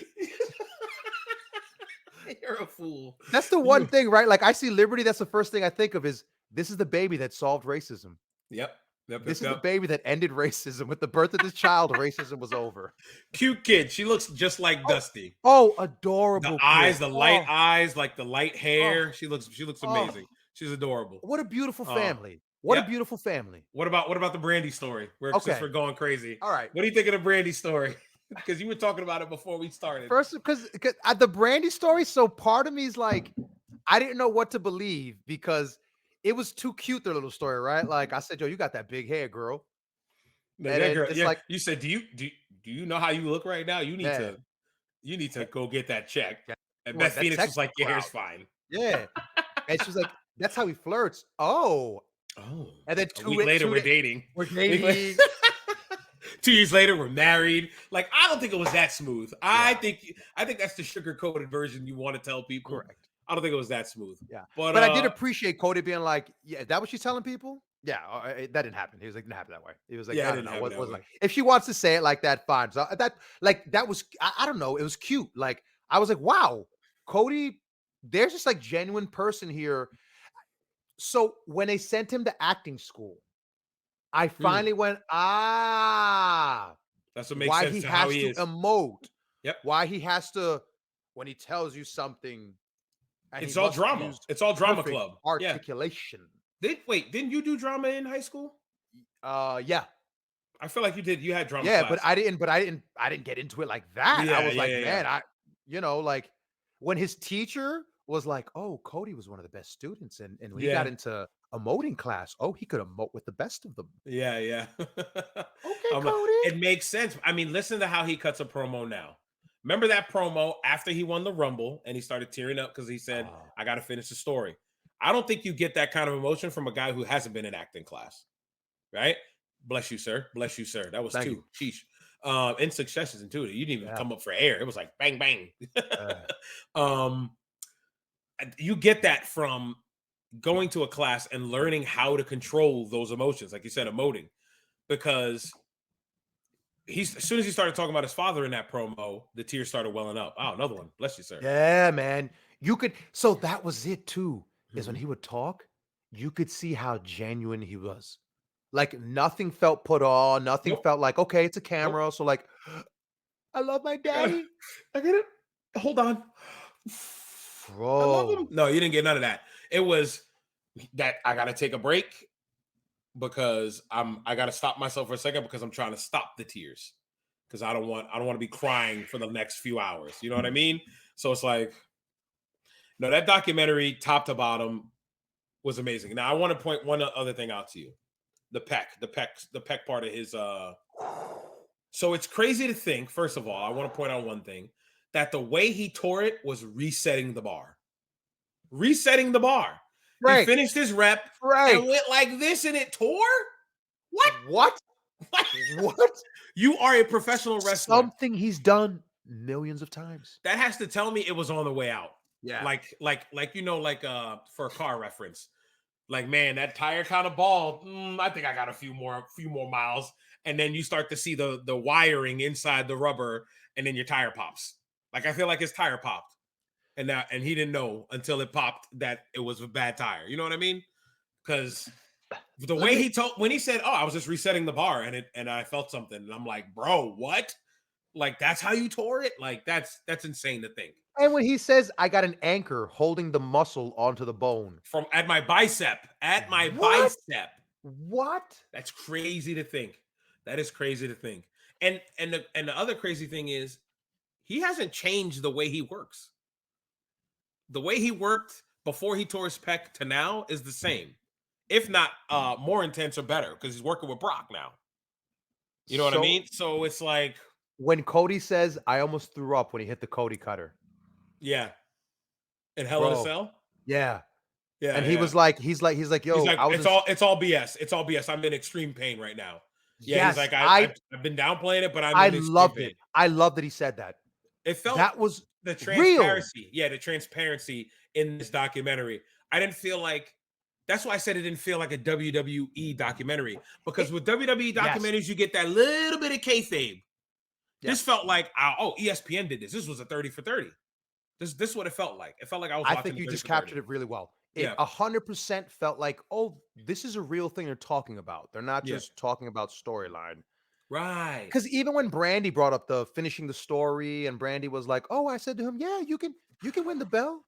And yeah, we could do that." And Yeah. it was like, "Okay, Brandy, sure, he can I guess, yeah, you're not wrong." Look, So that's let me ask you a kayfabe. question. Speaking on Sure. this documentary, right? Yep. And the injury. Yep. I asked this to Prof yesterday, and I want to see what your take is on it. Mhm.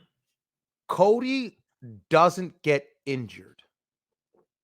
Cody never gets injured. Yep. It's fine. I think I know Hell what in a you're Cell asking. match is just a normal Cody. Cody No, goes over on Seth. yeah, We move on. story continues. Yep. Are we here today? Are we here today with this Cody Cody, bro, the level of over that Cody is right now, he's reaching into like Hogan territory. And I Mhm. don't mean that lightly. Like No. he's reaching into that Terry place of like people are going insane just to see the guy.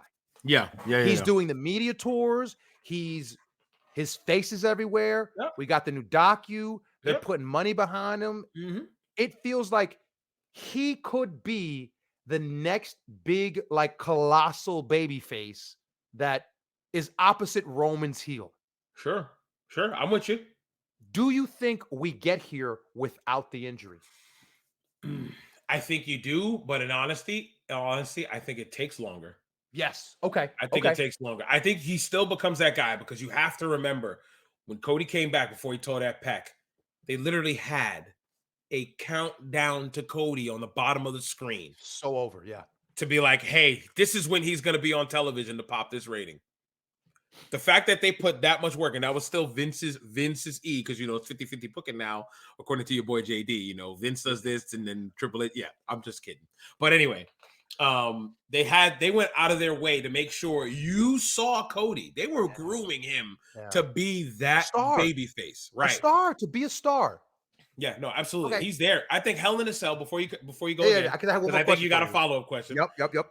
I think Hell in a Cell helped humanize Cody Rhodes. Yes. Yes. Yes. Because it's like, 100%. oh my God, when he took the jab. We've been talking Yo. about it from the first time it happened. We all were in shock when we saw it. We were like, oh, we were all together Yeah. on the group We were on chat. the chat and we all And we went were like, silent. We all like, oh my yo, what is God. that? Remember, I was And like, what is that? the crowd died like, oh, what? And they were talking amongst themselves. Forget the show. Is Cody Runnels okay? Nope. Why is he doing this? Is he nuts? Like, I get he wants to entertain us, Yes. but he's insane to do this. And I think it's on the level of when Mick Foley came back after getting tossed off the cell. That's what made Mick super over. You get what I'm saying? Like, it's his iconic moment. I'm not saying Is it bar for bar, is it but is it's it his like, iconic moment. would you compare it to Austin getting his neck broke?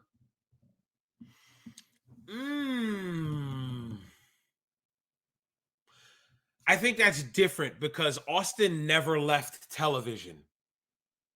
Austin broke his neck, won the Intercontinental title. I just watched Yeah. all this. They Yeah. stripped Yeah. it, and he never left TV. I think he only Yeah. missed 1 week, and he stayed on because he was so over.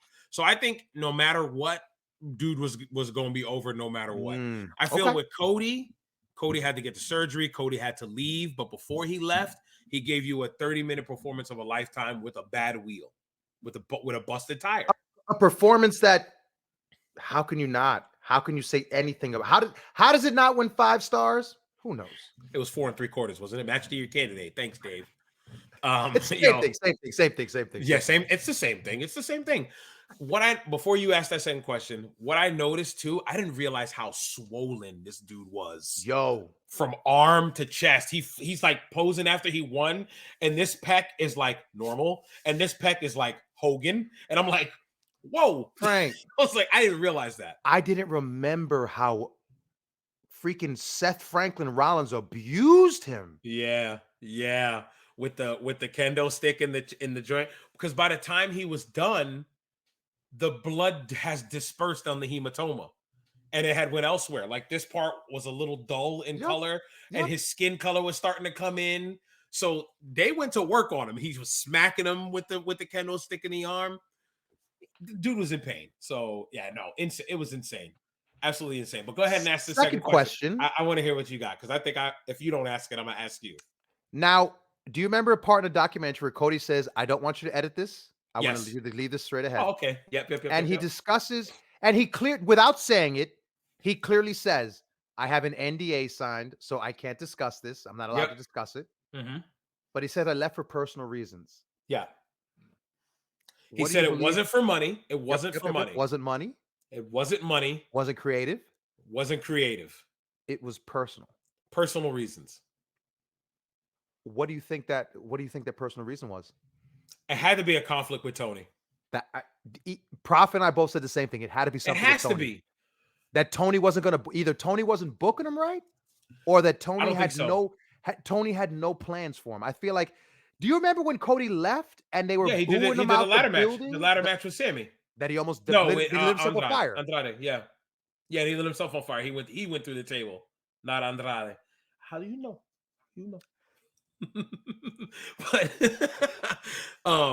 no, I think it was a conflict with Tony. But I don't think. But what's the conflict, Frank? But What's the you said conflict? booking. You said it's not creative. No, no, I not don't think it was how. excuse me, not booking, but I guess like the idea of like Vince had a vision that he was going to make Cody a star, and how he's, like you just said, Cody counter, etc. Yep. When and I think this goes back to what Prof told us, or what Prof opined Yeah. and pontificated, is that when he was at the dub, do what you want, Cody. And Cody was Cody's own worst enemy in terms of because he grandiose said, I'm not going ideas. to challenge for the belt. I think he said that because he didn't want to be that. Well, I'm the champion because it's my company. I think that's why he didn't want to do that. But it ruined it. But it ruined him. I'm not going to it. be a heel or a baby face. I'm just going to be Cody. You can't. Not in the world of professional wrestling. You have to pick a side. And him not, well, thankfully he never won the world title at that, the world title in that secondary promotion. Follow up. Did you know that in the dub they call their main title the world title? They don't refer to it as the heavyweight title? Did you Yeah, ever it's notice that? AEW World Chip. Hold on. Look. They've never once referred to it World as Championship. yeah. AEW World They Championship. It's not never heavyweights referred to it as the because heavyweight title. heavyweights, their guys aren't heavyweights. I never knew that. If Adam Cole Someone goes pointed out over, the other day, and I was Adam like, Cole's what, 190 pounds? It's not a heavyweight. Adam Cole's like $120. Stop lying. Back before my man's a bantamweight. Back Facts. before 205 live, 220 was a cruiserweight. 220 and under. You don't remember that? Yeah. WCW days. Oh, yeah. 220 and under was a cruiserweight. Everything above 220, you were a heavyweight. 221 and on, you were a heavyweight. 220 and under, you were a cruiser. But then guys started getting smaller because steroids were not allowed to be used regularly like it used to be. So now all of a sudden, if you're 205, you're now considered a cruiserweight because 206 and on is a heavyweight, which I think is MMA rules, if I'm not mistaken. I think 206 to 260 is heavyweights for the UFC. I'm not sure, but if anybody who's an MMA fan, y'all can go in the comments like my man did with the Liv Morgan thing, and we'll respond. So overall, we're in agreement. This is a great doc. Go watch it. Hold Go on. out of your way. I got a question for you before we go. go. You mentioned I thought you were going to go there. Huh? Cody doesn't get injured. Is Cody our WWE Undisputed Universal Champion right now? No. You still think he loses on that first shot? There's not enough time. Not enough time. Seeing where we are today. Hold on. It wasn't enough time because he was gone from Hell in a Cell to the Rumble. How long was that? 9 months, 10 months. Now you've got 10 months of Cody that you can tell the story. Do we get Roman Sammy? Man, do we go there? Yeah, wow. You what? Big brain moment. Yeah, Cody getting hurt has to happen in the grand scheme of it all, right? If Cody doesn't get hurt, I don't think we get any of the stuff with Sammy. Yeah, wow. I don't think we go there. Whoa. I think it starts and then it becomes a joke, and then Sammy goes back to doing something else. That's what I think. But who knows? Because that's around the time Tripp started taking over. Yeah. So that's when. Man, now there's a question. There's a question. There's a goodie. I'm gonna have to toss someone to Prof. See what he surmises. Yeah, that's a good one. I think Prof. With that one. I think Cody becomes champion at WrestleMania. If we get those 10 extra months or 9 extra months of Cody storytelling, of him defeating opponents, I think last minute they were like, Cody can't win this.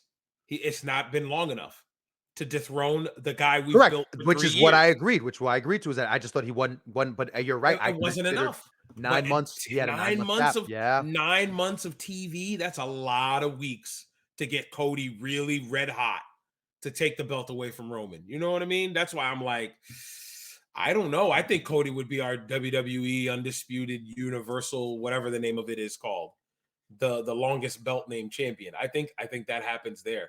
But yes, you were putting a bow on the documentary, so go ahead.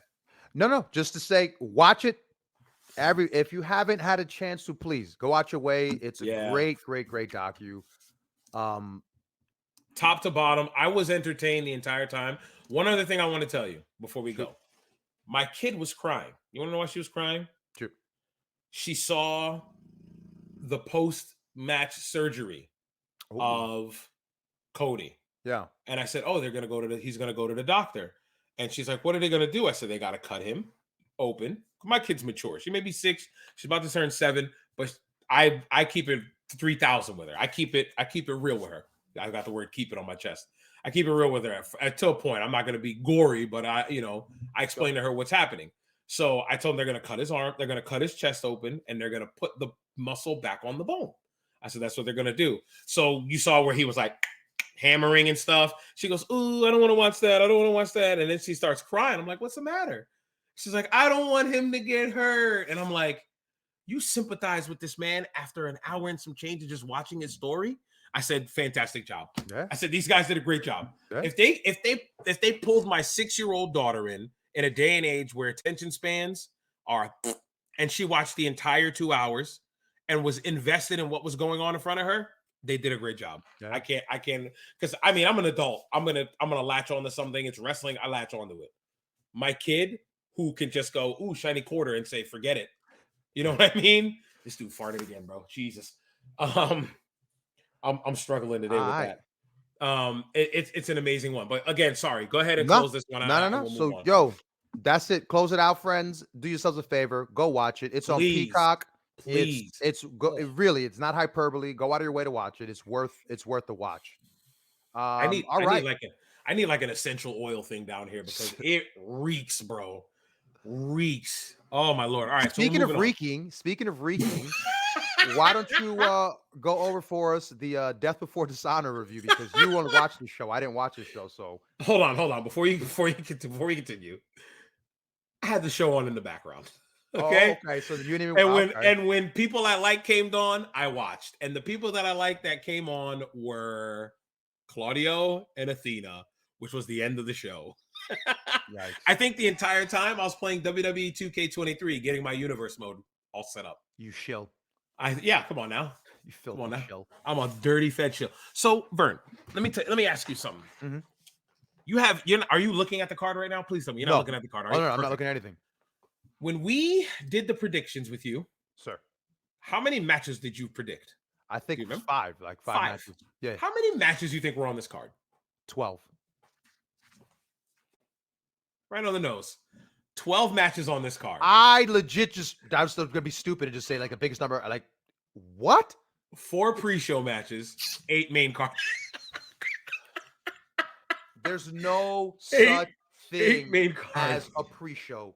The first match on the card is the first match on the card. Brother. Oh my God. Brother. You want to 4 matches on the pre-show. Matoni. I got to get a fedora. If we ever go to a AEW show together, can we all get fedoras? Oh, 100%. Fedoras, cargo shorts, and New Balances.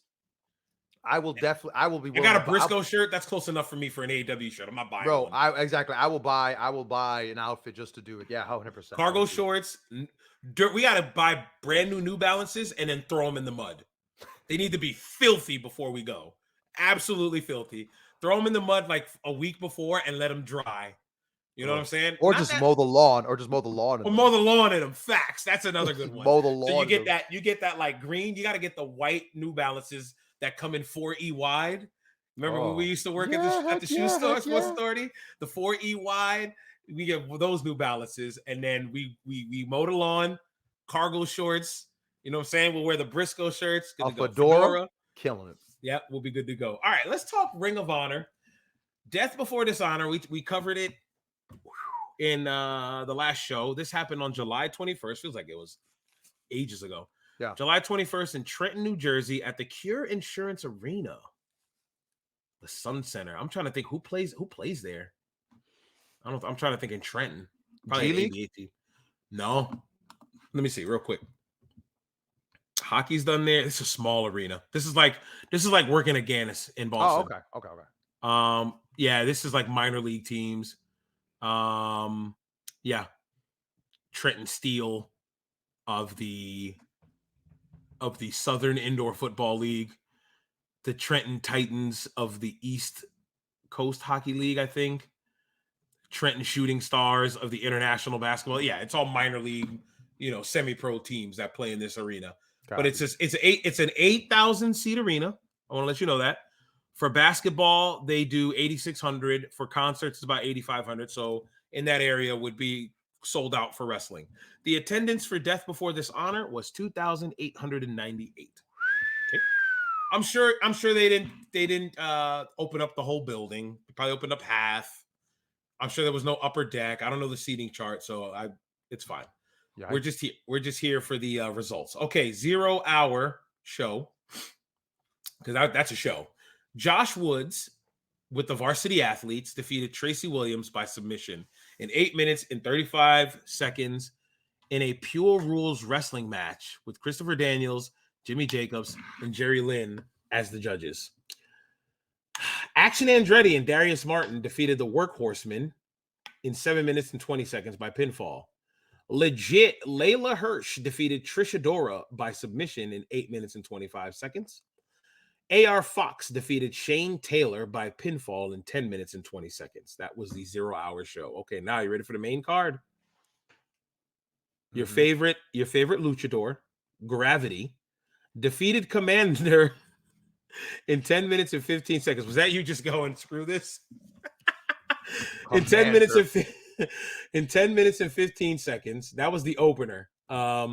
Samoa Joe then defeated Dalton Castle and the boys by technical submission. What happened? I don't remember. What does technical submission even mean? By technical submission in 13 minutes and 35 seconds to retain the Ring of Honor World Television Championship.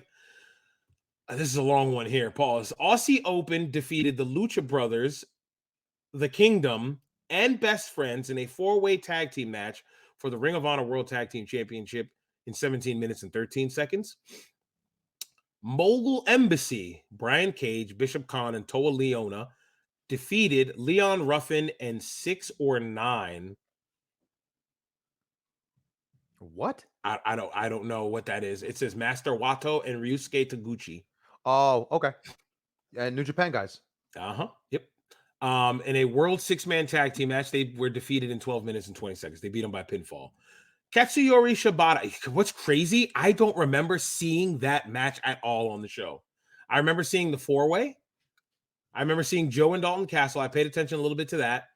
I remember seeing the 4-way, checking out.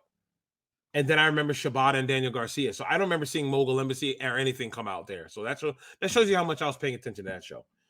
Katsuyori Shibata defeated Daniel Garcia by pinfall to retain his Pure Championship in 14 minutes and 35 seconds.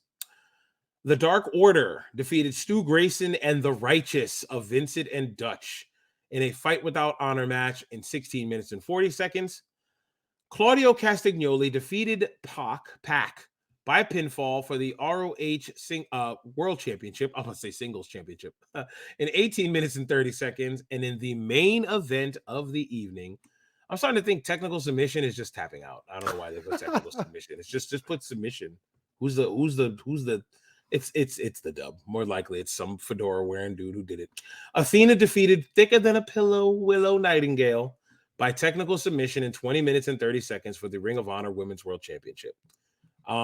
If you want to know, Vern, you were 2 for 5 out of the 5 matches we knew going into that, because I think they booked everything on that last Thursday night show before the pay-per-view. That makes sense.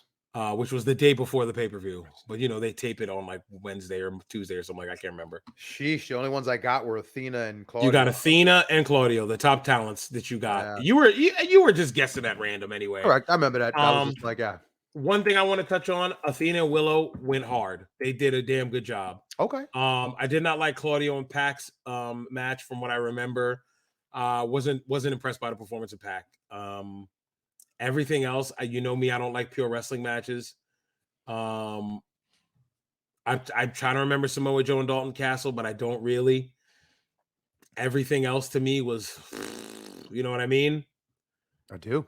That's why I didn't watch it. Yeah, I don't remember. I really don't. I'm sorry. When it comes to Ring of Honor, this Ring of Honor, I'm not a fan of. So it's tough to watch. I watched those first few weeks, remember? Mm-hmm. And after week 3, I give it 3 weeks. And you were like, I'm out. I can't do it. I saw the card for the 4th week. I said, no, I'm not watching this. I'm not doing it. I'm not doing this to myself. You want to say anything? Maybe touch on that you got 2 out of 5 right? I don't know. That's it. All right, cool. We're out of here. Moving on. Where were we at? Jade Cargill. Yo, talking about moving on. Wait a second. You don't know that yet. So let's go back, right? Shoot. Let me see if I can find that Oh, it's here. Okay. Let's see if I can find that episode. Because, okay, here it is. All right. Double or Nothing review. This was episode 34, RIP Iron Sheik.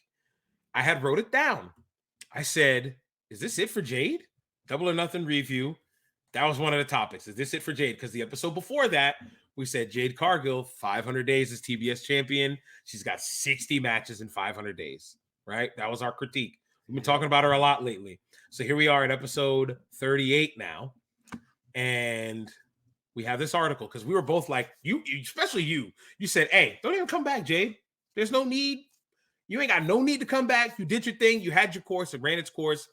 There's no need for you to come back because when you come back, what are you going to do? Okay? Nothing. The rumor mill was Jade's going to take a lot of time off and come back with an attitude change. I can't stand that. With a personality change or whatever. Oh, God. So you're telling me she's going to turn babyface. Just say she's going to turn babyface. Why is the dirt sheet trying to keep kayfabe? Like, stop. You're a dirt sheet. So speaking of dirt sheets, I'm here on ringsidenews.com. This was posted on July 29th, 2023. I'm smiling about this because it's like this we kind of like conjured this here. Yeah. This conversation. Because it was like this should be it for her. She didn't have nothing else to prove. So this article by Felix Upton on July 29th says Jade Cargill considering not returning to AEW. Now, I'm going to start off by saying how they prove this is straight up clickbait. Speculation. Okay? That is a click. It's a very, it's all speculation. It's a clickbaity article title. So subscribe to our Google News channel. I will not do that. I'm going to read this article. Wait, I thought I had one that. Oh, that was the old one. So about earlier in the month of July, about a month ago, Jade Cargill let out a few tweets. Before I read this one, Jade Cargill let out. That's where all the rumors started. Started a few tweets. Let's see if I can find that one. I think it was on Wrestling Headlines. Is it this one? No. The one where someone asked her, "Are you coming back?" She said, "Nah, I've been enjoying life outside the wrestling bubble. I don't think I'll be coming back." I got it. Because that was the one I was looking at, and I was like, "Oh, we should read that one," but I'm like, "Nah, that wasn't as late." So here we go. I'm gonna read these tweets real quick. Outside of the wrestling bubble is nice, I might say, and I'm gonna tell you, I don't know if this is Photoshop or not. She looks very good in this picture. Nice smile, high cheekbones. She looks great in this picture. That's very pretty. I just want to say that. She's a very attractive woman. She's a very attractive woman. Yeah, if you say Jade Cargill looks like a man or anything, it's cap. You're only saying that because she's got muscles. Correct. Jade Cargill is a very attractive, beautiful woman. She's a very pretty woman. So yeah, people saying that is crazy. So a fan by the name of Bart Forcier said, "We miss you.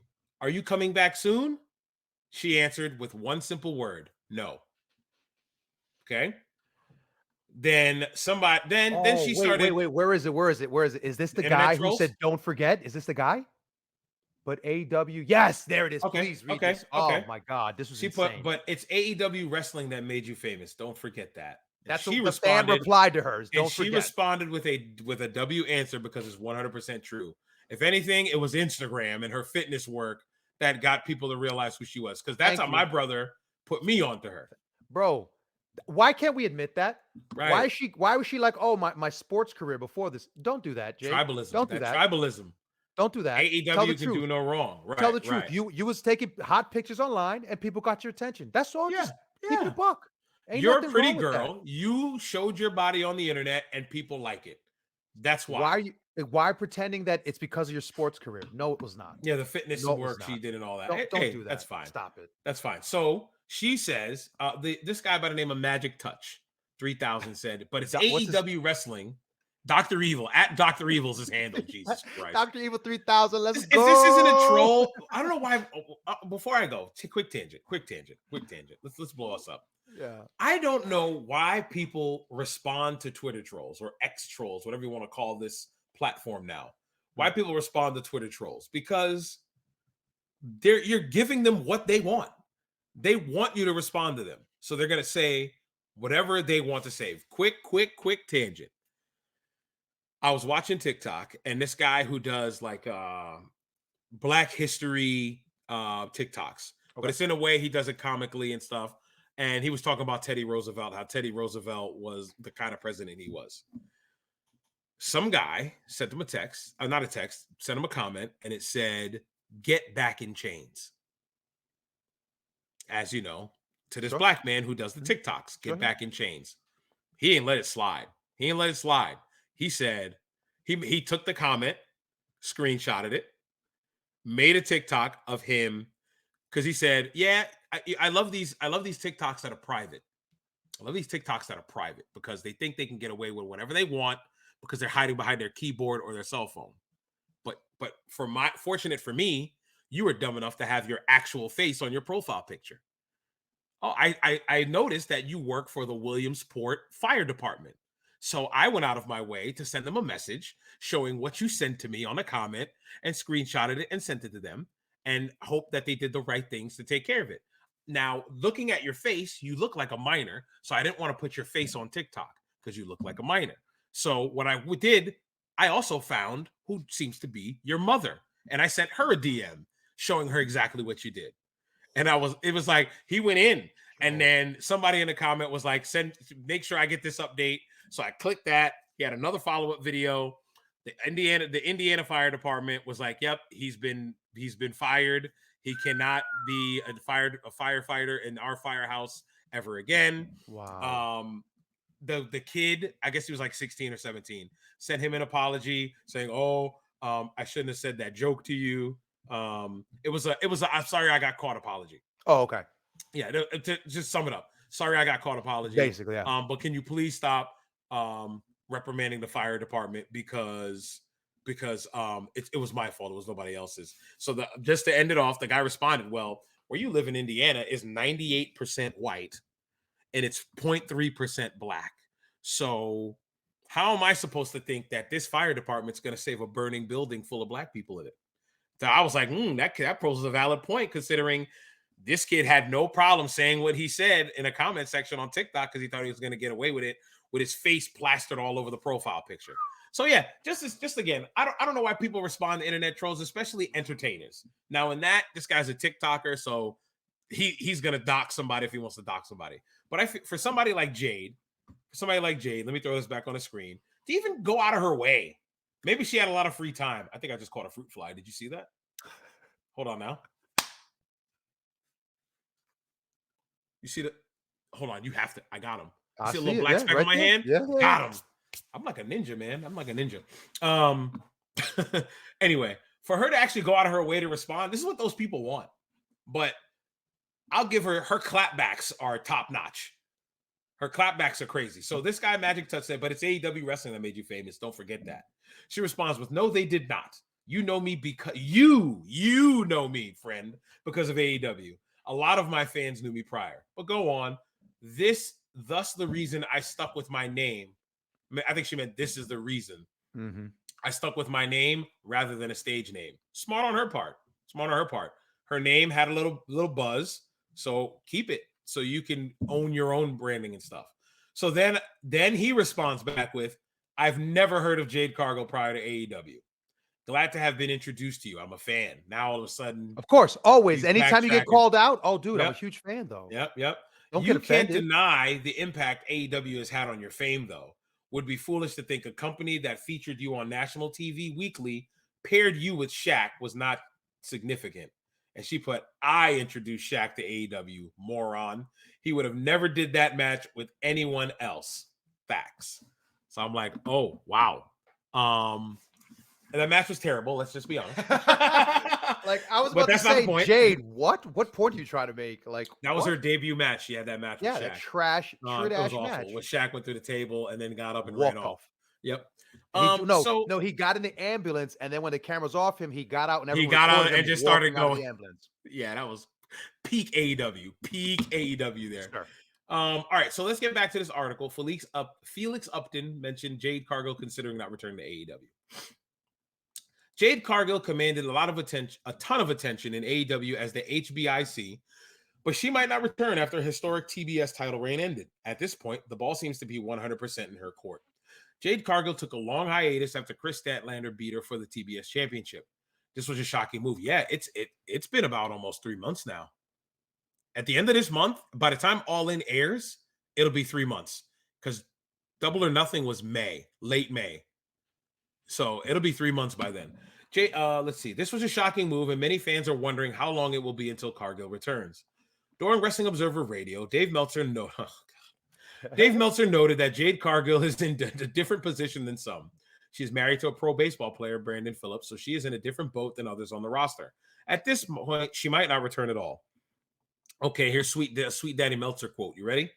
I've heard a few things. I wish I could do the Meltzer voice, but you do it better than me. I've heard. Matter of fact, can you put up the article? Can you do Meltzer? Can you do Meltzer for this part? Do I do a Meltzer voice? I You guess. do it. You do like a Meltzer with some coughing or something. You do a Oh, good oh, Meltzer. Yeah, you do a good Meltzer. So Dave, please. excuse me. Where is it? Do you need me to link you to it, or Sure. you have it up? Go ahead. Hold on. I'll give you some time. Just click Where? article where you see it. I'm all the way. Wrestling Observer. Dave notes that Jade Cargill is a different position. Yep, that quote right there in right. that line there. Go ahead, Dave. Vern Meltzer. Okay. Ready? Excuse me. I've heard a few things like she might not come back. It's what she said, which is the last thing we heard. I hate you already. She wanted to take some time off, so it's kind of like, excuse me. Sometimes I feel like, boy, they pushed her and pushed her and pushed her. Excuse me. And they never put in the big matches, and she's gone. Brian, come on, Brian. What do you think, Brian? Peak Vern Meltzer right there. I love it. I love it. Great job. Anyway, great job, buddy. Great work. So, okay, let's talk about what he just said. They pushed her and they pushed her and they pushed her and they never put her in big matches. So she's the TBS champion, but the TBS title felt secondary because of the people that were working for that belt. They kept bringing people in to work her, right? None of the main roster chicks really wrestled for that belt. If they did, it was just to put her over, like an Athena, like a Willow. But she never worked a Britt Baker, who's the most over women's act there. Never touched the Outcast or anything like that. Granted, they're both heels or whatever, but still, it doesn't matter in the world of AEW who you interact with, because we can turn you heel, we can turn you babyface any time of the week that we want, right? So in the same promo, we can make you go heel and face. Right. In the same segment. There's a lot of names that she never worked in those 500 days that she was a champion. I feel like making that TBS title was pointless. I don't know why you made it, because you already had a women's champion. Why make another woman a champion? Instead, you could have just had Jade as like your Goldberg. Let her go undefeated and then work a Britt Baker for the AEW World title. And if she goes over, boom, there's your starting a story of a superstar. And then you can have her continue the streak where she's working the people that you bring in for that belt. But instead, you make a branding of a belt for a TV channel, and it just happens to be a woman's title. Matoni, Milady. So yeah, it's just, to me, it's like they pushed her. Yeah. In a way that AEW does pushes. They pushed her. She was always on television somewhere. In some terrible segment, and some whether throwaway, it's promo. Yeah. What was our favorite? What was my favorite line from her? Tony, cut the shit. I'm gonna duck it again. Tony, cut the you know what. You know what I mean? And TBS stands for that show. That BITCH show. So like, it wasn't like she was a bad promo. She needed help with her work. Now she's gone. Like he said at the end, she's gone. She's not training to get better. She's on vacation. She's going to do appearances. She's got a millionaire husband who played baseball and was one of the best players in baseball for years. She doesn't need AEW. To me, AEW was a hobby. Yeah. 100%. It was a hobby. Right. It's not a passion. It's a hobby. I could be wrong. No. She might call me a moron. No. It was a hobby. Stop it. Come on. She didn't do it for like she said, she didn't do it for the money. She didn't do it for any other reason than it was just something she wanted to do. Okay. Right? Yeah, that's how I look at it. Yeah, absolutely. I'm sorry, I was reading ahead. Yeah, like it's what she wanted to do. She did it because she could, because she had the ability. She had the ability. Because Mark Henry talked her into it, told her you should try it, you should do it out. Bianca Belair ends up in the Fed. Jade Cargill ends up in AEW. It's crazy. Yeah, and you said Jade had tried for the E at one point as well, right? But Jade said she couldn't commit to the contract because they wanted her to move to Orlando. They wanted her to move to Orlando, and she had a little baby, right? Well, they wanted her to move to Orlando full time, and to be at the PC. You buy a condo down there, and also they wanted to change her name.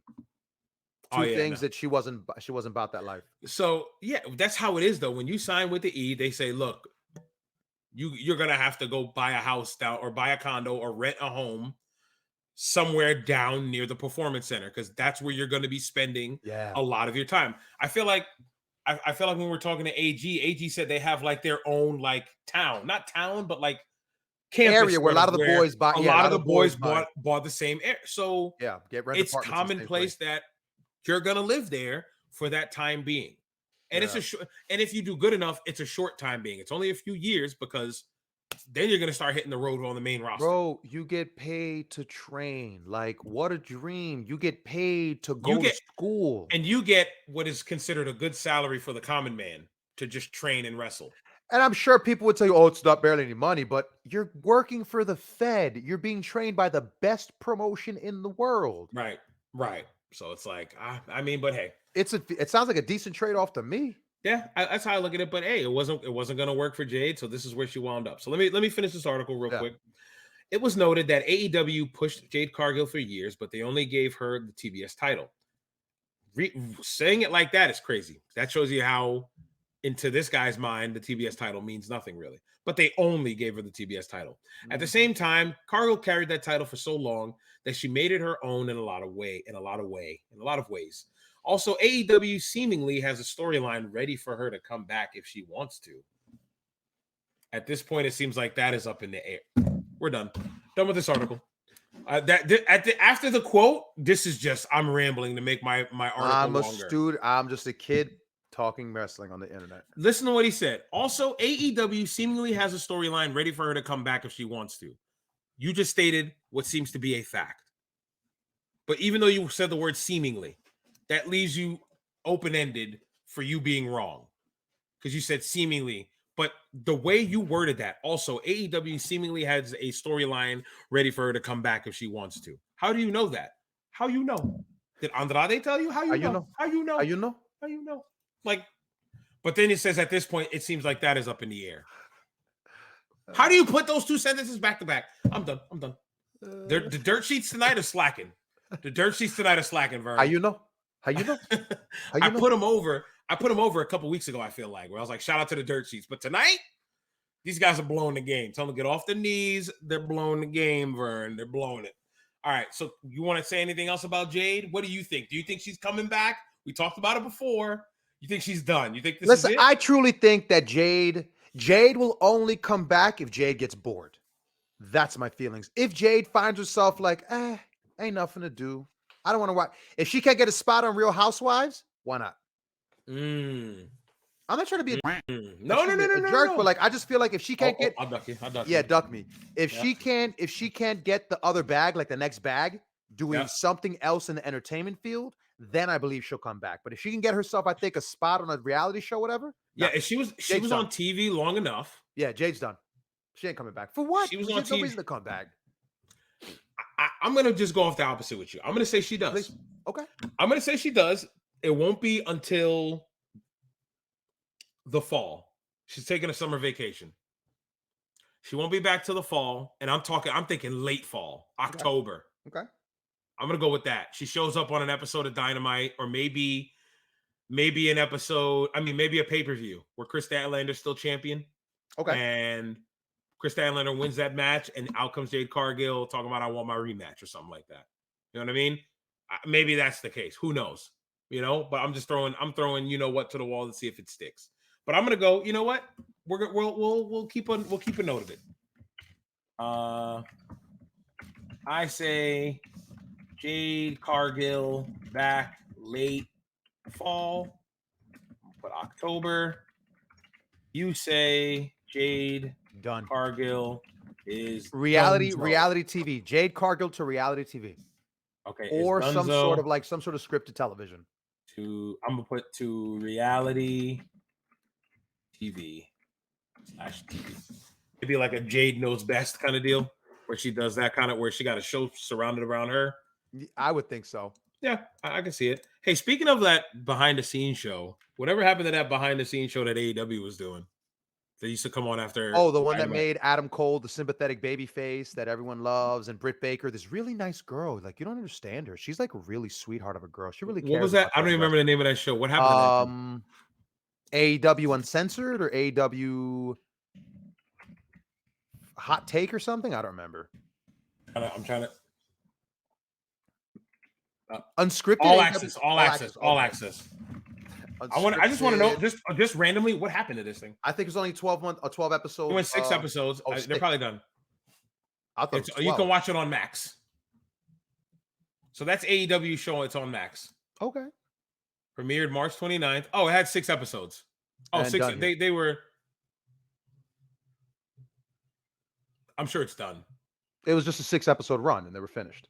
This program currently airs on TBS, but upon AEW's announcement of expanding relationship with Warner Brothers, All Access will be moving to the Max streaming service June 9th. It doesn't say anything about it being renewed for another season. Okay. I was just wondering. All right, let's move on. Now, we're talking about Jade. I think we could talk about somebody in a similar light. Yeah, man. Very little experience. But is, I think, causing a lot of consternation. A lot of consternation. Don't even tell me what that means. I'm going to Google it. You be throwing these words. It was the one word that came to my mind. Consternation. For those who don't know what consternation is, like me, I'm about to find out right now. Feelings of anxiety or dismay, typically at something unexpected. Damn, that's a good one. Because you know what a similar word would be of that? What's that? Perturbation. Perturbation. Okay. Perturbation. I guess when you're perturbed. Perturbed. Right? Yes, perturbed. I've never heard that. I've never heard that tense. Perturbation. It's a noun. Okay. Anxiety, mental uneasiness. She sensed her friend's perturbation. Okay. Okay. I saw it. I was like, that sounds dirty. But either way, I mean, it's consternation. Yeah. Go ahead. Because Go ahead. Maxine Dupree, the model, Miss MMM, Maximum Male Models, Miss Sister or stepsister, sister of Max, sister of Max. What's his face of Max Dupree, all that. She linked up with Alpha Academy, and at first it was a joke. All with it was a joke. She was out there doing the posing. She was throwing her arm drags. Yeah. Did a suplex. And she's doing very basic stuff in the ring. Just the other night, she did the unthinkable. The unthinkable without permission. She didn't ask. She didn't ask Manami Toyota, but to finish the match, she did the Ocean Cyclops suplex. Sure. Oh, she's still alive. Okay. I was like, is Manami Toyota even? Manami Toyota, by the way, started wrestling in 1987. She retired. And she retired in but she's coming to defy. She's coming to. She's wrestling in like a few weeks in the U.S. This picture looks pretty recent. This picture I'm looking at of her. For those who don't know who Manami Toyota is, Vern, I'm going to pop her on the screen. One of the legendary. Can you give a little history lesson on her? Really quick history lesson on her. Manami Toyota. For a lot of people, she is the queen of all Joshis. During that run of her and what's her face? The what is her name? The brutal chick, right? The one that would beat up all the Bull Nakano. With Bull Nakano. Yep. Put on classics. Is that them right there? No, on that GIF? That's not Bull Nakano. No, that's a dude.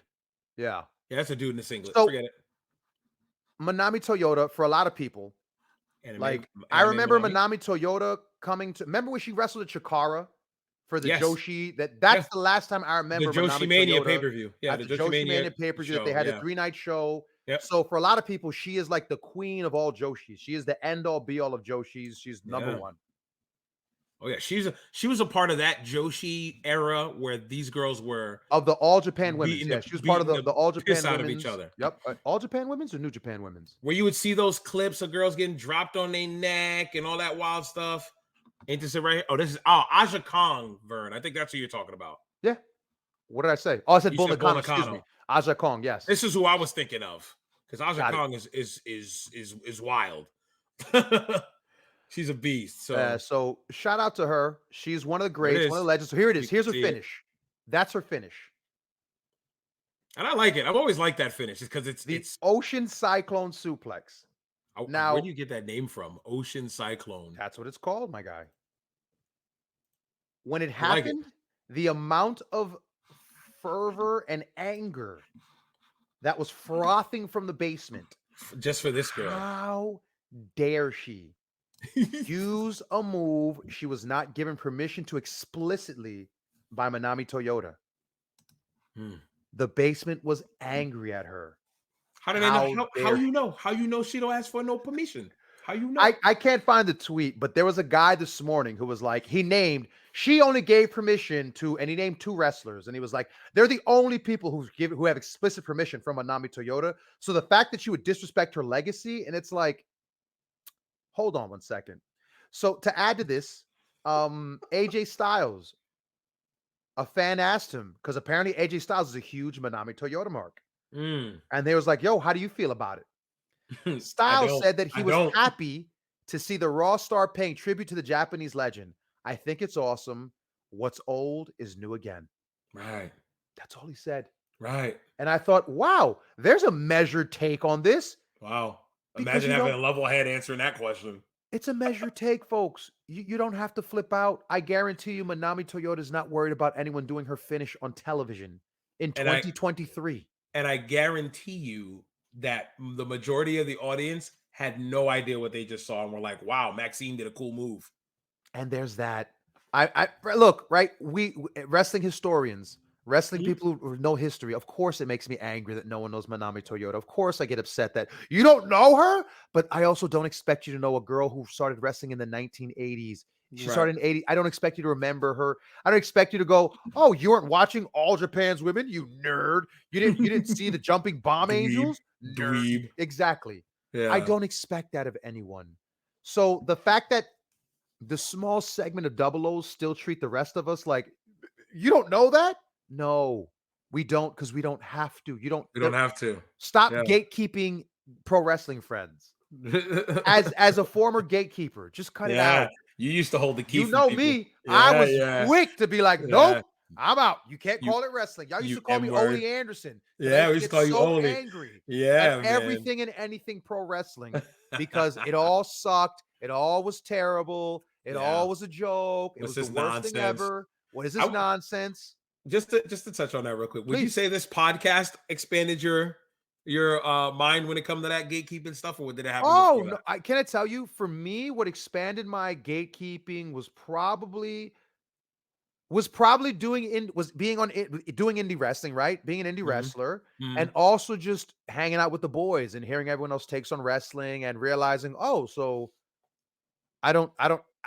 you were the one who told me, bro, you're taking it too serious. You were the one who was like, it's oh shoot, I just broke kayfabe. Kayfabe, sheesh. Kayfabe, brother. It's getting late. Yeah, but you were the one who were like, Vern, don't take it so serious, dude. You're like, it's pro. You're like, end of the day, dude, it's just pro wrestling. Like, don't let it get so mad. You're like, it's pro wrestling, dude. And like, you were 100%. I'm the guy, but now I'm you when it comes to me watching AEW, because that's not pro wrestling when I watch on TV every week. The irony of it, but you were just like, dude, don't take it so serious. Don't get so angry about it. Because you're right. I used to get so mad. You're gonna raise your blood pressure getting mad at these M words with these dumb takes. 100%. But now, you know what though? But in a way, you taught me to just watch it and go, "Oh, this is crap," but not necessarily get all angry about it. Like, I'm gonna write a half-hour dissertation about how much I hate it. I hope they all die in fire, car accidents, and things like that. So what? Just to piggyback off you, what makes me get upset about what I see on Wednesday nights is the fact that it's almost like if I were to coach a team and I know that this team's good enough to beat this other team, and then they underperform or they don't execute what I tell them to execute. And it's like, I know we're better than that. But this is what we're putting out. And I hate it. Sir. And if you'd allow me, if we could just transition on this conversation, talking about seeing them go out there and knowing they're better, knowing that they're better than what they are, and being disappointed. This weekend was the Great American Bash. NXT gave us the Great American Bash. We got to watch the NXT rookies 4 times a year, apparently, they have the big PLE show. So this Oh, is yeah? in front of a live crowd. Yep. They've done Battleground. They've done this one now. So that's 2. Yep, 2. They have Stand and Deliver And as yep, well. and this is a PLE on the TV. Sir, that same line of what you were just saying before. How did the Great American Bash do? How did you see people develop, or did you see a show where you thought, this ain't it still? So I'll tell you this. Because beautiful transition. Thank you, though, because that was that perfect. was good. You said that. I was like, oh, this is good, Frank. But besides that, I just want to say one more thing. Oh, yeah, Maxine, please. Yeah, what do you want to say on Maxine? Forgive me. Maxine, no, it's fine. Maxine's doing a great job. Maxine's doing fantastic in her role. I love every minute of it. Yeah. Can't wait to see what happens every other week. I thought they were going to pivot from Otis to Otis, but they said, nope, models are staying off television. We're going to take Maxine and run with this odd couple kind of deal. We were upset at first, but I'm kind of. But I'm not upset anymore. I'm digging it. Yeah, Alpha Academy's won me over. I'm not. This is why I like how sometimes it takes a little while for us to have a genuine reaction for stuff. But as far as NXT, this is probably, to me, I think, the first pay-per-view or premium live event, PLE. I gotta get used to saying that now because Vince has coined another phrase that I gotta get used to: sports entertainment, premium live event. I think this is the first show that used a lot of the new people that are starting to be on television. Yes. There's no Toxic Attraction. Yep. Right? There's no Braun Breaker. Right? A lot of the pandemic crowd seems to have moved away. Yes, because they're either main roster from the draft or they've moved on to other things. Yeah. Mello is the top guy here, which started at Stand and Deliver, but it got solidified at Battleground once he beat Braun Breaker. So don't you mean Braun Breaker? Because my man is on his Dominican with that new beard he got.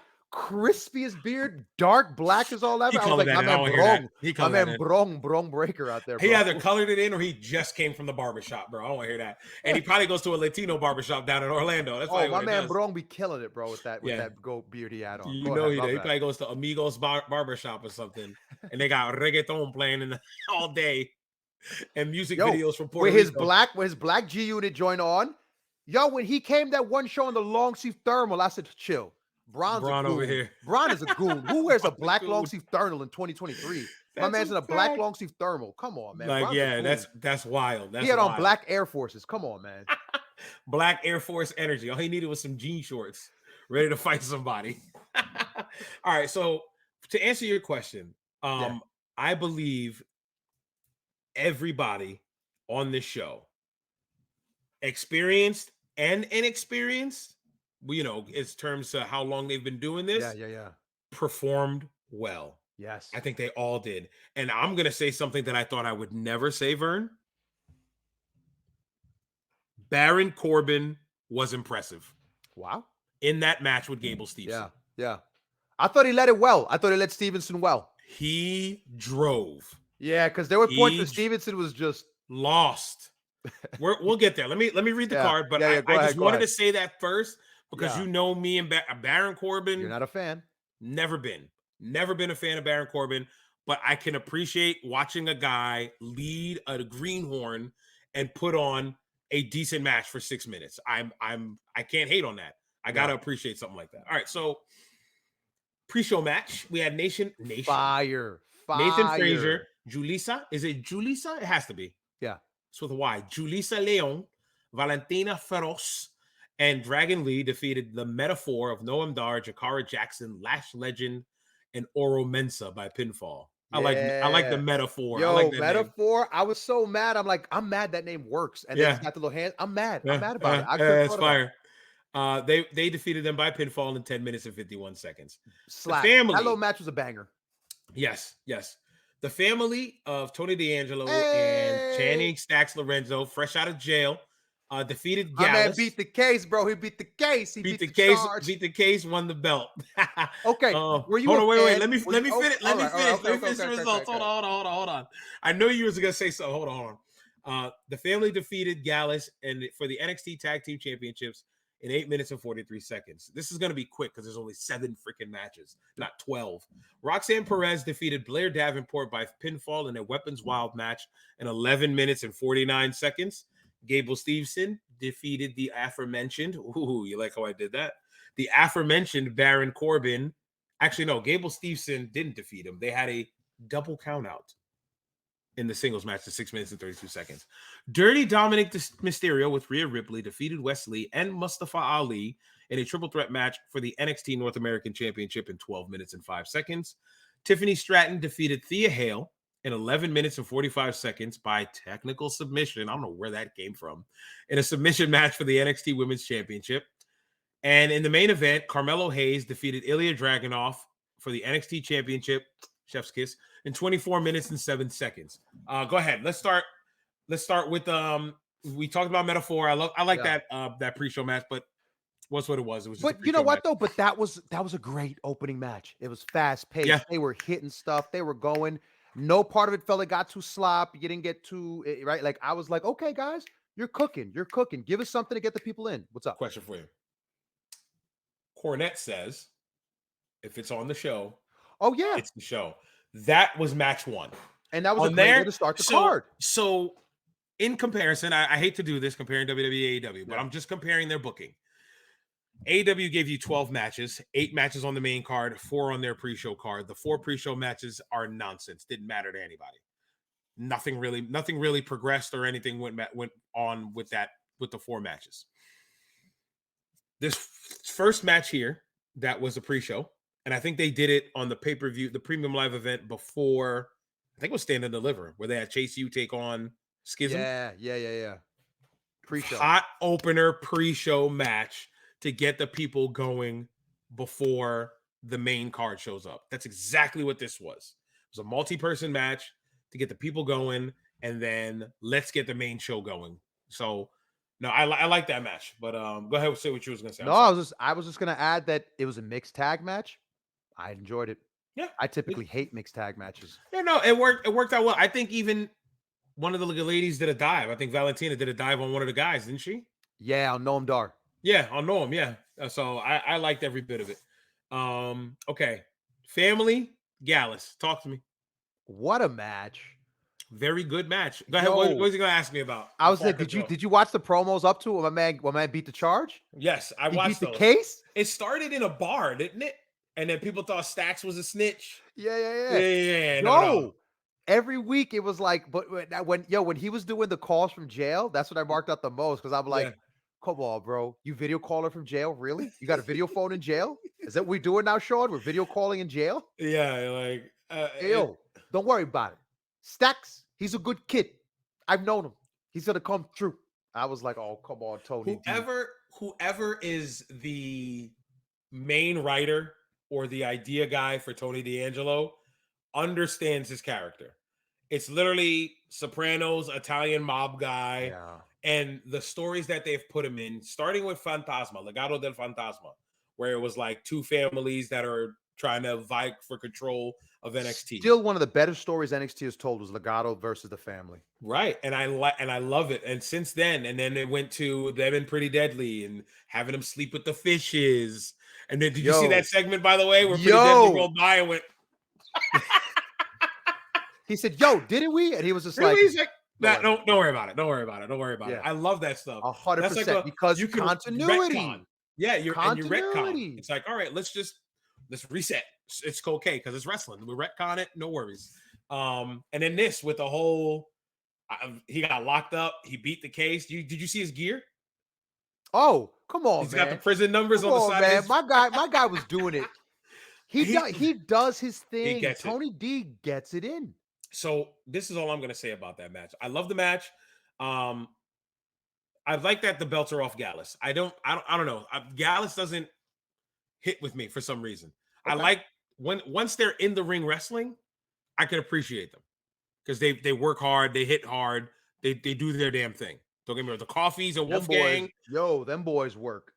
When they did that combination where Wolfgang ended it with the moonsault, I was like, "Ooh, GG's, this is over." Then he kicked out. I was like, "Oh, okay, we're continuing to go." But I like that. But as far as connection to Gallus, there's no connection outside of what they're doing in the ring. I think that's my problem with them. And remember when I explained to you Battleground, how like the crowd was kind of like sitting on their hands. So that's where I get that feeling from. when Tony D'Angelo gets to the main roster, I just hope they don't turn him into a comedy act once they do 1 or 2 stories with him. Yeah. Because NXT is treating that character correctly. They're taking his character Seriously. Yeah. Yes, they're taking his character seriously, and I don't want that to happen to him like he gets like Santino Marella or I'm trying to think of somebody else like Mike Kanellis or something like that, where it's like, oh no, this is just a joke. And like a Stardust, like you didn't know Stardust, which is crazy. You've got to go back and watch Stardust. Go to Peacock, go back and watch the Stardust. You have to experience Stardust. You have to. But anyway, If what I saw in that documentary, I was all set. The Stardust. I'm telling you, man, you have to. If you're going to appreciate the American Nightmare, you have to watch Stardust. I'll try. I'll see. I'll ask Prof and see what he recommends I check out. Yeah, I'm sure he's going to have a date, an exact match, show. Watch he's going to have the calendar date. Yeah. He's going to say SmackDown. It was episode 438. And he's going to, I'm like, come on, don't do that. All right, moving on. Roxanne Perez, Blair Davenport. I like this. It delivered. I honestly didn't. I was, me, saw the girls. I thought, oh, girls and weapons, but they worked hard. They worked hard. So I'm gonna say that this was the better of the 2 matches of the ladies. Yes. These Blair, girls. I like Blair Davenport in there. Blair Davenport, I thought worked hard. I like Blair Davenport's intensity. Yeah, and you know what? Roxanne showed up with intensity too today. And that was the story. Mm-hmm. Oh, she's this pretty little girl. You're fragile. You can't hang with me. I'm the real deal. I'm the tough girl. And she pulled it out of her. She pulled the toughness out of Roxanne. Yeah, I like that because now you can take that. What you did was add another layer of character to Roxanne, right? Roxanne's happy to be here. It's been her childhood dream since she was sitting in front of her TV playing video games and creating herself in games. That's the story they always tell. Now she's been here. She's been champion. She's had times where her friends have backstabbed her. And now she's all alone. And here she is getting confronted by this woman who's been attacking her forever. Yep. And she pulled the tough girl out of her. Now she can hang with the tough ones. So just adding another layer to Roxanne without having to make it for a belt or anything. That's character development. That's professional wrestling. And it was a good match. It was a good. They had some good spots, like the garbage can spots, the table spot at the end. Ooh, one shot in that garbage can spot was real. Oh, 100%. Real. Oh my Lord. If it didn't hit her in the shoulder or the arms, it definitely got her in the ribs or something somewhere. Because you can hear when she hit the garbage can, it echoed, boom, and then there was the last one, thud. I was like, oh, no, that was a body part for sure. Yep. You couldn't hide that one. What did you think about them including the family in this one with the little sister and her mom? So at first I'm like, oh, come on, don't do that with the fam. Because I guess I didn't want to have Blair like spit on the mom, or because they did it with Dom. It was like, okay, too much. Mm-hmm. I appreciated that it was just the mother and sister concerned, freaking out. No, don't do that. Little like crying from the little sister. Yeah. Perfect. Just a little moting. Don't be so over like you aren't part of the show. Like don't try to like you're there. Be an accessory versus trying to make yourself the show. So I appreciated them. I think they did it as minimal as possible, that they just did interactions, because they're not in wrestling as if like the Mysterios were. So like, I'm sure Ray's wife understands the business. Ray's kids obviously understand the business. So you can be like, all right, we're going to put them in a spot here. 12-year-old little sister and a mother who just is appreciative of what her daughter's doing. I don't think you can do the same kind of things that they did with Dom and Ray. So I think it was very subtle. It was just enough. It was kind of like it reminded me of Sasha with Bailey's fan. Remember where she took the glove and all that stuff, and the girl started crying. Well, Izzy's her name, right, or something like that. Yep, Izzy. It's the name of my dog. I just realized that. So yeah, no, I really like that match. Like I said, I thought it was the better one of the two.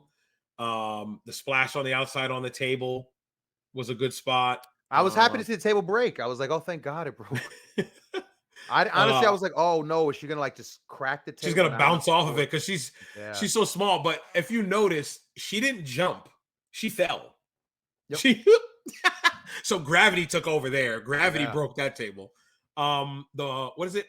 What she call it? Pop rocks. Her finish. Yeah, yeah. Her Her finish is code pop red. rocks. It's like her code red onto the Yes. chairs.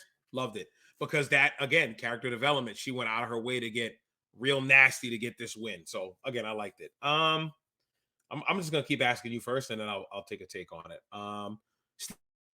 Stevenson Corbin, talk to me. What'd you think? This was fine. This was what it needed to be. It got Stevenson Mm, out there. I don't think they were prepared for the fans to turn on him the way they did. But you had some cheers. I It was wasn't all watching them. boos. It wasn't all people being jerks. There were some people who were cheering him because when he would fire up and he would give that "Rah!" Like people were into it. You think so? No, I mean you could hear some cheers coming through the boos. It wasn't all just boos and like we love It wasn't. Corbin. It wasn't all just booze, but the majority of that crowd was rooting for Corbin, Yeah, no, I don't. and I I don't. think it was Well, just because they knew who he was. I but think I that's what also it think, was. that there's a bit of that like cancel culture stink on Gable Stevenson where Because there's of a all the lot of allegations fans from who before. who still feel that Well, they did that he's with a Wesley. monster. Yeah, they He's a did that with Wesley and monster. them. No, no one cares about that Wesley and them. Gable Stevenson though is a monster who is a predator, and no one wants anything to do with him, and the internet hates him. So that's the reason why on his debut match he deserved to get booed, and no one worked with him, no one cheer for him because he's trash, human receptacle. So on on episode 32 we spoke about Stevenson, Uh huh. and you guys had brought it up like, hey, they said you were like they seemed to be like he wasn't ready, that That he was the wasn't rumor. ready to Yeah, be. all room around him was saying he wasn't ready. So clearly he wasn't main roster ready because when they did the draft, they made him a free agent again, and then Uh he took huh. his talents to NXT, which in all Yeah, reality he never left Orlando. You know what I mean? he shouldn't have. So no, he should have started NXT from the beginning. And to see what I saw, he came out. I saw him. I said, "It's 2023 Kurt Angle. It's gold medals. His legit would look like his Olympic singlet. It had a name on the back. I don't think they do that in the Olympics. I don't remember, but it seemed he literally came out there like an amateur wrestler, an Olympic wrestler. Yeah. No character, no gimmick, just my name of who I am. And I'm thinking in my head, man, they did these vignettes for Kurt in the late 90s and 99, and the people hated Kurt. They hated him, right? Mhm. 3 eyes. Kurt did that in 1994. Kurt's the man. Kurt's over. 3 eyes, intensity, intelligence, whatever, all that. He did it in 1999. Who is this idiot that's trying to be? We were so edgy in 99 that we wanted no parts of whatever he was talking about, drinking your milk and Yeah. all that nonsense. Yeah. I feel like Gable Steveson is giving that same kind of energy, that Kurt Angle, maybe because it's gold medals, Olympic wrestling, but I get that same character kind of idea. And I was thinking maybe that's why they were booing him, because it was just like, yeah, you're an Olympic hero, but that don't mean anything to us in this wrestling world. Oh. You haven't proved anything. Mm-mm. I don't know. Maybe that's just my take on it, but Yeah. I don't No. I don't know. Last that. Well, As I far, mean, yeah. no, go ahead. Go ahead. No. I was saying it's like according. I mean, you know me. I always just proves the basement. According to the basement, no, he's human filth, and he deserves nothing. Oh, well, if that's the basement, then I don't care. Then it's what the basement's saying. Then whatever. They also say that Britt Baker is the best wrestler alive, I bet, right? 42-4. What? Is that her record or something? Britt Baker's AEW career record is 42-4 as of today. She lost only 4 matches in 4 years. Thunder.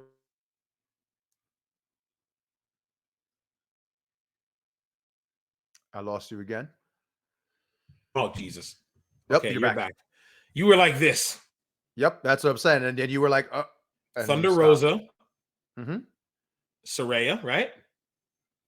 Yep. Who else? Oh my God. At the very beginning, remember when Britt first came out? Didn't Britt take? Sure. I feel like Britt took a loss. I want to say early on, the beginning of AEW, she took the other 2 losses. And that's it. 42-4 is crazy. What stories are you telling where she's always winning that much? Whatever. Anyway, Okay, back to NXT. Stevenson for a greenhorn did decent. And again, yeah, I'm going to give Baron Corbin all of his flowers. He's the reason why Gable Stevenson even looked presentable. Stevenson needs to work on his strikes so much. He looked uncomfortable throwing the punch. yeah. Some of them looked good, and then when he had to repeat, it didn't come off clean. And then he Your threw internet to is them like bugging, where bro. they didn't matter. What's happening You now? keep like cutting in and My internet's out, like fine. you stop and then you start up again. How about now? Am I good? Yeah. I'm just doing this repeatedly. This is Okay. working. Yeah. Now you're working. This is my new internet check. If you don't see me skipping, then we're good. Okay, what was I saying? Baron Corbin. Yeah, Baron Corbin. Baron Corbin is the reason why Gable Stevenson looked that good to begin with Yeah. in those 6 minutes. Agreed. He drove the car, and I could appreciate the hard work he put in to make sure he looked good there. And I'm starting to think maybe that was the whole reason why he's even down here. Is for him to help Stevenson get ready. You know what I mean? I don't, because For a lot of it was people, kind right? of rough for Gabe when he was Baron out there. Corbin's your gatekeeper.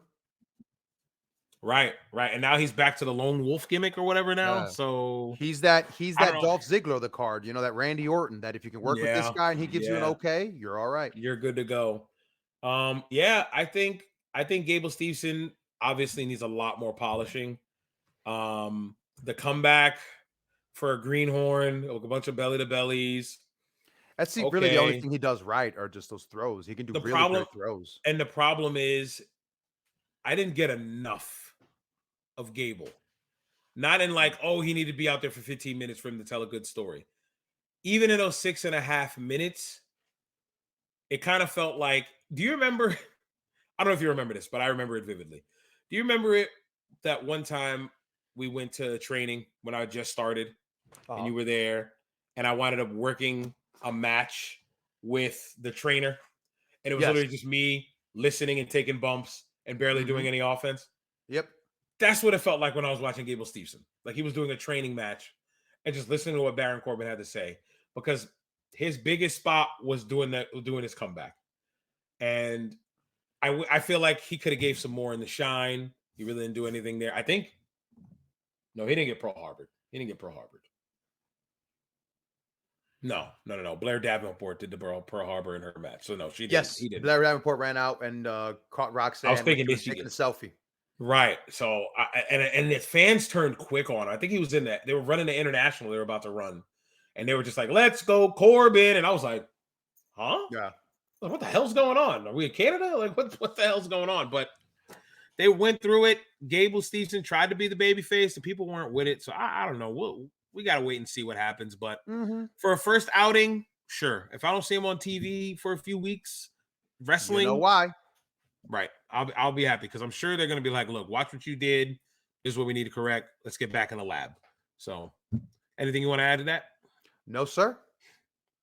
Dirty Dominic Mysterio defeated Wesley and Mustafa Ali in the triple threat match. This triple threat match slapped. This fight, the finish, I was like, there's a lot going on. That's the first thing I said. I said, wait, huh? Wait, who's what? What? I was confused towards the end, but it all made sense in the end. But I was like, what in the world? Yeah, tell me what you thought about the match. Anything in particular, like in the in-ring portion of it? Yo, I'll tell you this. Rhea Ripley is bar none probably she is my Sherry Martel. She is the Sherry Martel of 2023. I think we called her that a couple episodes ago. Yeah, she has taken over the Sherry Martel mantle. She is everywhere that she needs to be. She's never out of place. And when she sells, she emotes and she does the heel manager. What? Big exaggerated. When Dom gets pinched, she turns around. 1, 2. What? When they don't count to 3. When she slides the belt in and then they grab the belt, she pulls the belt out. She does her best to look natural. She takes a cheap shot. Rhea think I crushes. I think you'd love what Rhea is doing because you being a manager in the indies, you can appreciate watching the person Who gets who it? has the ability, she gets it, and she has the ability in a bad way to make it all about herself. And she doesn't. It's Yo, still about whatever's she going on is inside yep, that ring. she's pretty enough that she could distract. You could just look at her the whole time and just she The could come Sable out in an effect is outfit what and I just be call it. like, "Ah, I call it the Sable effect. yes." When Mark Marrow got his push was buried because he brought his wife in, and his wife was a bigger attraction than he became. That's what I call it. But go ahead. I'm sorry. The Yeah. Sable effect. No, and just Dom again, Wesley crushed. That's where I saw Wesley throwing in punches, and I was like, "Yo, Wesley could throw a punch, kid." Wesley's And very good. they were bro, the spot where he jumped over where Rhea was like, "Don't you dare!" and she backed him up, and he's kind of like, "Oh, whoa, Yeah, yeah, whoa." yeah. Whoa, whoa. And then he went to dive again, and she was ducked Over Rhea, over. Yeah. hits Big Dom, then Rhea comes over and hits him with the pump handle slam. Through the table. Rhea, you something else. So would you Bruv. say Rhea was the MVP of that match? No, no, no. I would honestly say Dom crushed, man. Like Yo, he has gotten so much better. yes, he has. I'm gonna say this. He has Shoot. gotten better, but he was never bad. No. He was green. He was learning, working with his dad, being a white meat babyface. Yep. The character he is now, he's embracing. You could tell. You could tell he likes what he's doing right now. You know, Ray, son and father, Dominic was like, I'm glad I get to be doing this with my father. This is Yeah. awesome. Yeah, Now yeah. it's like, now this is me now. Dom is like, this is me. Kind of like the Cody documentary. Like, you could think You Dom was in gotta the do same something shoes to at this point. stand out of my dad's shadow, and Dom has stood out of I mean, considering he's taller than his dad, right? He's literally Yeah. bigger than his Yeah, father. he's raising his shadow. But yeah, no, he towers over his father. And this is the thing that he latched on to and able to be himself. Even though Yeah. his last name still says Mysterio, He you made the don't name relevant. right. He doesn't A1. A1 when he said, "I made the name relevant. I'm the most yeah, famous luchador." yeah. The way he's embraced this heel work, I think deep down inside, he's always been a heel, man. You Yeah. can make him a baby face, but he's always been a heel deep down inside. The He's channeling mullet that inner kills it. Eddie, Yeah, that channeling that with the inner Eddie, money, bro. killing it with the mullet. Love it. I freaking love every bit of Dom. This finish, Vern. They killed Wesley. They killed Wesley. Mustafa hits his finish. Rhea interrupts that. Here comes Dom. Frog spot. They killed him. They killed Wesley. So They absolutely murdered him to I get that dug win. how they pulled. So was the idea that Rhea pulled Mustafa out and whipped him into the barricade? Because that was the thing I didn't understand is he got pulled, but what'd she do to him that prevented him from running back in? I'm trying to remember now. Like I didn't Did watch she this a hit couple him or days ago. something? Like I that was the only thing I didn't understand. I think she might have. I think she Okay. might have. I'm trying to Okay. remember now. That was the one thing I missed is I But because something I kept stopped him. rewinding and I Something was like, what stopped did him. she do to him that he because on the replay Yeah. he's laying on the ground and I'm like, what did Rhea do that knocked him out that hard? Yeah. Mm. I don't know. I think I guess we. I'm No. trying to remember now. But yo, that match, I can't think great of it. match. Another great match by Wesley. Another Dom and them have chemistry, man. Oh yeah. And I think it was a smart move to send Ali down to work NXT because I feel like he fits right in. I feel like he fits right in. I mean, the positive Ali thing wasn't really going anywhere. Hokey. Yeah, it was super hokey. But just sending him down here and letting him be Mustafa Ali again and just being a worker. Sure. I feel like sometimes you gotta reset guys. You gotta send them back down. Yeah. Good for Apollo Baron Crews Corbin him. right now. Good for Corbin. Look at even though Cruz hasn't been. Is he hurt? Is Cruz hurt? No, Cruz got beat up the other night by El Señor de Money in the Bank. Oh, okay. He did like a Okay. 2-minute job to him on TV. Oof. Yeah, that's what. Don't you remember? Dom was walking through the hallway and then he was like, yo, man, you ain't gonna talk to me like that. And Damian Priest was like, yo, step. And like I was like, I okay. And must have then missed that. It was like it was I a must have 2-minute missed that. squash. It was whack. Oh, yeah, I must have missed that. I mean, it is what it is at this point. Sorry, Cruz. I should have kept you down there, but it is what it is. All right, moving on. Tiffany Stratton and Thea Hale. Okay. Can we I will just get say can we this. just get to the finish? Can we just get All to right. the finish? Yeah. Well, one thing. Did you know that Thea Hale graduated high school last year at this Like a time? year ago. Yes, yes. Okay. Yeah, she's That super was the young. She's like part that like 19. bugged me out. You didn't know that, huh? No. Yeah. She's super young, dude. So It's now when crazy. I see her going, "Rah," I'm all in because I'm like, Like okay, kid, she's she's an got kid 18-year-old energy. kid. She's a child. She's a Uh, child. Frank, you just captured it. Yeah. 100%. Once I learned that, I got the Thea Hale character. Yeah, yeah. It clicked instantly Exactly. when I That's went, oh my exactly what God, it is. she's a kid. And her She's a being like, bundle of energy. "Rah," it makes all the sense in the world to me. It works. She looks like, you know what she reminds me of? Like a kid who would just scream at the top of their lungs for no reason because they're so excited. That's Yep. what it reminds me of. You would tell them Like you told we're her, gonna we're going get to McDonald's. Ah! And you'd be like, why are you Like, screaming? yeah. I'm Why are you excited. screaming? Yeah, like Like, no one else okay. is screaming. Calm down. We're all Like, gonna go. relax. Yeah, we're all like, And they chill out. walk in and it's like, can I go to the ball pit? Can I go to the ball pit? And they're just freaking buzzing to like get something That's going. she's got that like 6, 7-year-old energy. It just Yo, doesn't when stop. she Maybe even was 5-year-old energy. shaking the top rope, I was laughing so hard because I was like, she's shaking it, but you're like, remember when Warrior would shake the ropes? They would all shake, and you just see them slightly moving, and she's like, "Rah!" She's trying to get Yes. that Warrior going. It's like, that's not happening, Uh-oh. Chief. Yeah. But the finish. So All you that talked to about the. I'm discuss gonna the talk about finish. Tiffany real quick. Hold on. Not even to Oh, finish okay, yet. please. Not to finish yet. Not to finish yet. Not to finish yet. Not to finish yet. So I look at Tiffany Stratton. That girl's a star. Yes. 100%. Killed. The look, the way she looks, the way she carries herself, how the confidence. If that girl is down there for long, I'd be shocked. If she's down there for as long as like Mandy Rose was down there running with the title, I'd be shocked. I'd give her like a year, maybe year and a Yeah. half. Oh, If she's I on think that a main roster. solid year of wrestling, because that's the thing. She's gotten so much better, Yes, but she's quickly, not. But she still needs. But she can very still use some quickly. seasoning. Well, let's talk. Now that you say that, let's talk about Yeah. that finish. Let's talk about that Boston Crab, because everything else, there was a few mishaps in her match, and even when I So- told you the Lyra Valkyria match, she had some mishaps too. Yeah. They had some Yeah. issues where they didn't connect and click.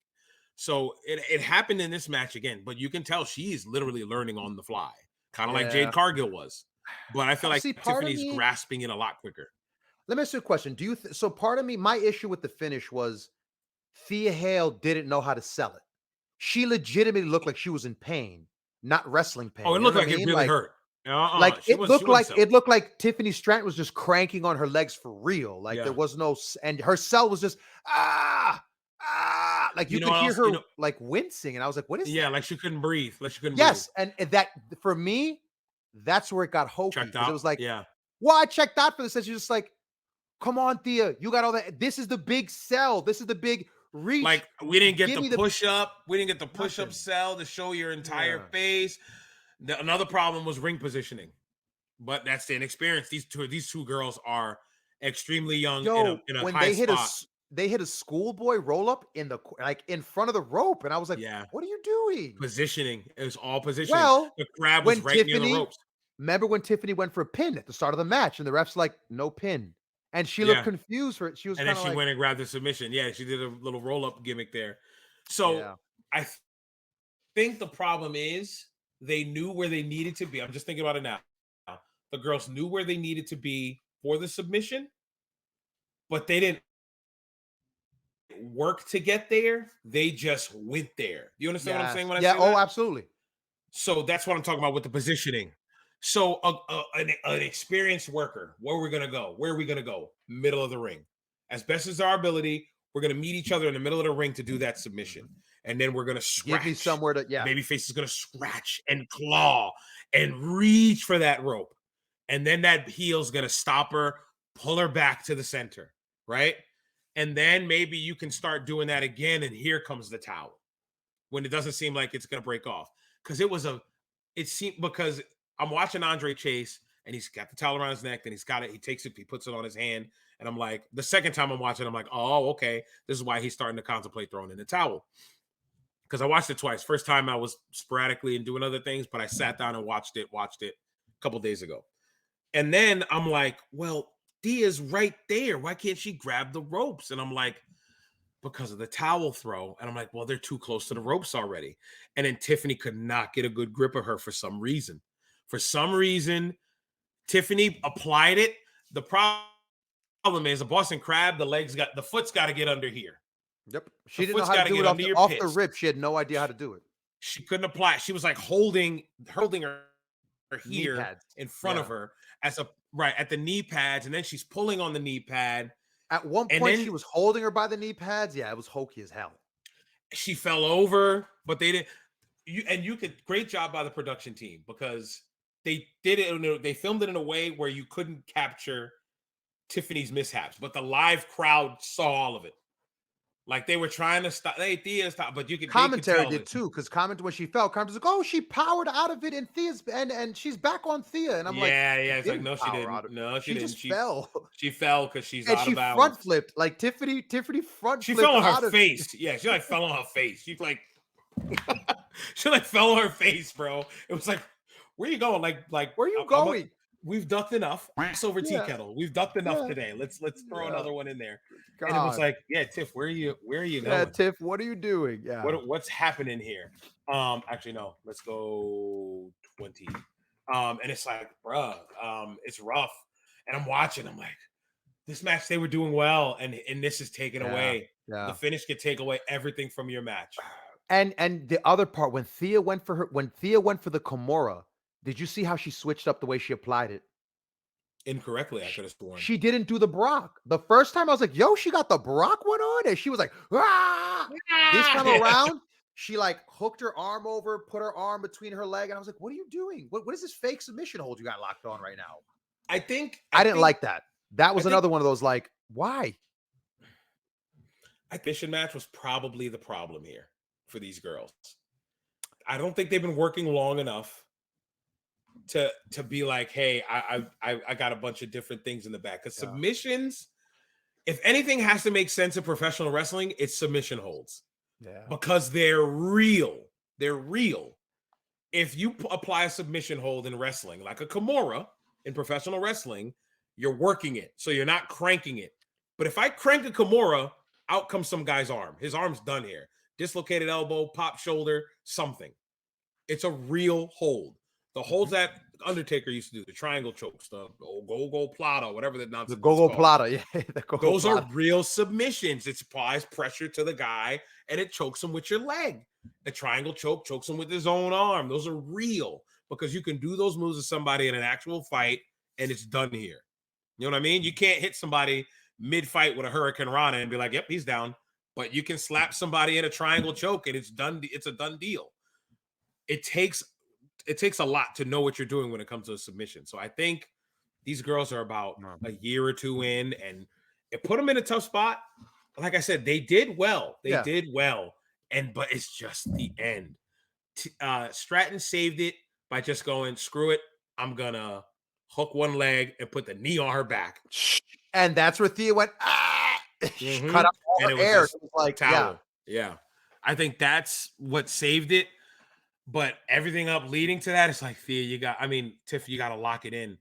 And I think inexperience was rushing her. I think she probably got a little anxious. She's like, I don't have this good. And instead of just like, let me reset. How many times have experienced guys just stopped, let them roll over or push her off, and then they grab the legs again and they reset to get it the way they want. Grab the legs, drag her to the middle, throw your big leg over, sit back. I feel like because of the inexperience, the girls rushed the finish. And I think they got like you said, instead of building, they were like, we're here, hello, finish time, finish. Andre, when are you gonna throw the towel? Yeah. And it's like Andre, come on, throw the towel and we're done. This is the finish. Yeah, I hear that. I can totally see that's the only thing I could. The fact that it wasn't executed correctly, and they're too green to understand that they need to milk it, especially a submission. But I mean, it is what it is. Anything else you want to touch on before we Oh bounce man, to the main Mello? event I think is it, right? This is the main Yeah. event, and Mello and woo! Ilya. Oh my god. Oh my Now, god. Ilya, let's be honest. This Ilya character, Ilya, his body language is next to none. Mhm, This mhm. guy conveys pain in a way that you're like, oh, And you oh, this feel it. You feel it at brutal. home.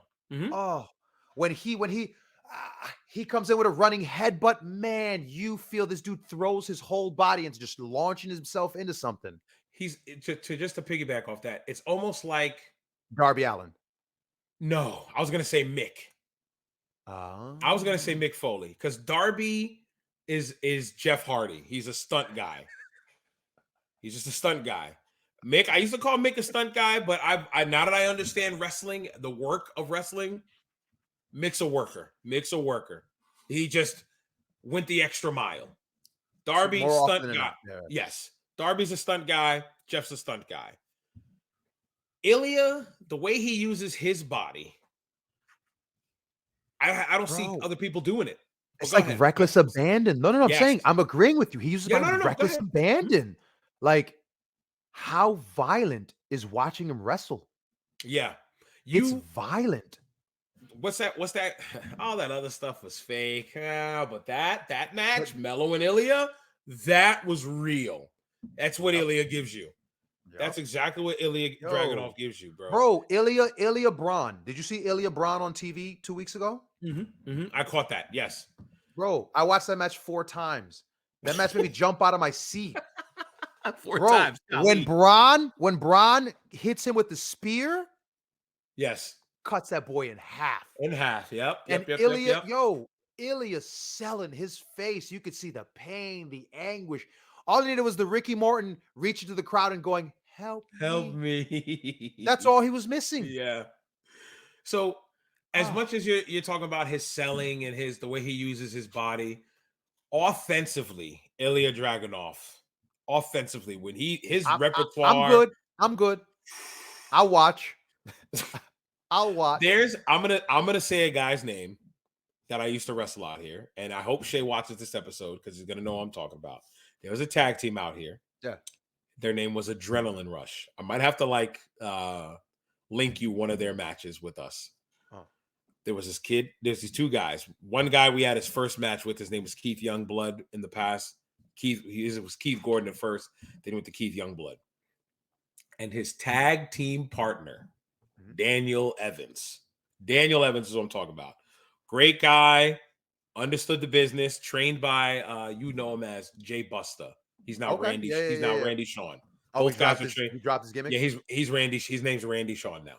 Still Jay Busta, but he's not Jay Busta anymore. He's Randy Shawn. Oh, that's his Uh, working name now that's too? his working name, Randy Oh, Shawn. he decided to adopt his okay. Favorite wrestlers, I'm guessing, Randy Orton, Shawn Michaels. I No, is it I thought it was his shoot name was Randy Shawn. I have no idea.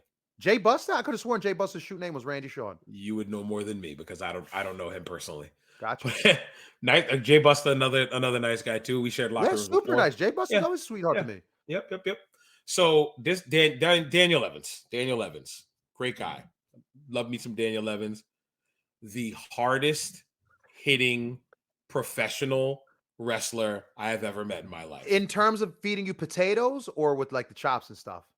Potatoes. Oh, okay. So it's just green as Several grass. potatoes. He's not green. He wasn't green. Oh, he just He was throws a potatoes. boxer. Oh, wow. Potato. How many potatoes you want? You want baked potatoes? You want twice baked potatoes? You want roasted potatoes? How many Yikes. potatoes do you want? So he didn't know how to pull his If punches though. he didn't, but and I at points I'm like, damn, that was snug. Damn, that was stiff. But I learned to appreciate it because I said nobody's hitting me this hard, and I don't have to worry about selling because this is damn close to real. Did you hit him back as hard? Oh, of course, There goddamn we right, go. There we go. goddamn right. That's all I want to If hear. it so we started just it's a crazy tangent. We're running late on the show, but crazy I know, tangent yeah. because we I was still gonna got tell you, just say, I was gonna tell you maybe for the SummerSlam, because we're about to hit the 3 hour mark. I don't know if I don't want to go 3:30. Do you want to do the SummerSlam as a pick 'em so we can write down our picks afterwards? yeah.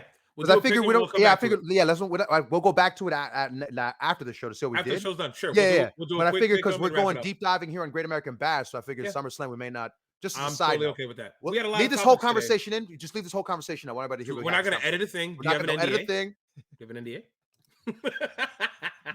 All right. So what I was saying about Daniel Evans, the dude was super snug. It reminds me of Ilya. I feel like when you work Ilya, you better be ready to leave with bruises. With bruises, because he's going to hit you. It's nothing about Ilya is not believable, and that's what I like about him. The first time I seen him was when he worked Walter for the NXT UK Championship, And they almost murdered each other. and oh my, that was a fight. That was a fight. I hope when Ilya comes up, he somehow gets to work Gunther, and I get to see that again in front of a major audience. Interesting. I really hope so. So all the chatter I've seen about Ilya, everyone, not everyone, but many downstairs have said, "Oh, Imperium teamed up with Gunther, the four of them." No, stop. Because he's foreign. Because he's foreign. Are we in the 80s? All right. They're going to see me and they're going to be like, oh, you should be Kamala. Just like John Cena Sr. Hurt looked at Business me and 2.0. said, Hurt Business 2.0. yeah, Hurt Business 2.0. You feel like a Hurt Business guy. You look like a Hurt Business guy. look like a Hurt Something Business about guy. you feels very Hurt Business. What if I look like this? Would I still be a Hurt Business guy? Like, come on, bro. Stop. All right, so let's get back to this match before we Mello and Dragunov. These dudes, Mello continues to impress. Let's give Mello his flowers. I've been giving it to him. Mello could hang. He could hang. So Mello, I've known him since his real name's Christian, but Christian Casanova, when he was on the Indies before he turned into Thriller Nova, which is pretty much the precursor to this Carmelo Hayes character we see now, wasn't ever doing the style that he had to work Ilya in. So when he was Christian Casanova, the Michael Jackson gimmick, lots of finesse. Let me see if I can even find that picture of Christian Casanova. He had a lot of look, Carmelo Hayes, there it is. He had a lot of finesse to his style, very flashy. All right, here's a picture of him right here. I think that was Liberty States Wrestling. That doesn't run anymore. So that's him there when he was this is the kid I met. Wow. This is an NCW picture, Northeast Championship Wrestling. When he just this is what we're running late, I know, but Chaotic Wrestling does what New Japan does. Go on excursion once you're ready. Northeast Championship Wrestling always gets the chaotic guys first. So this was his first venture into independent wrestling, going to Northeast Championship Wrestling. Okay.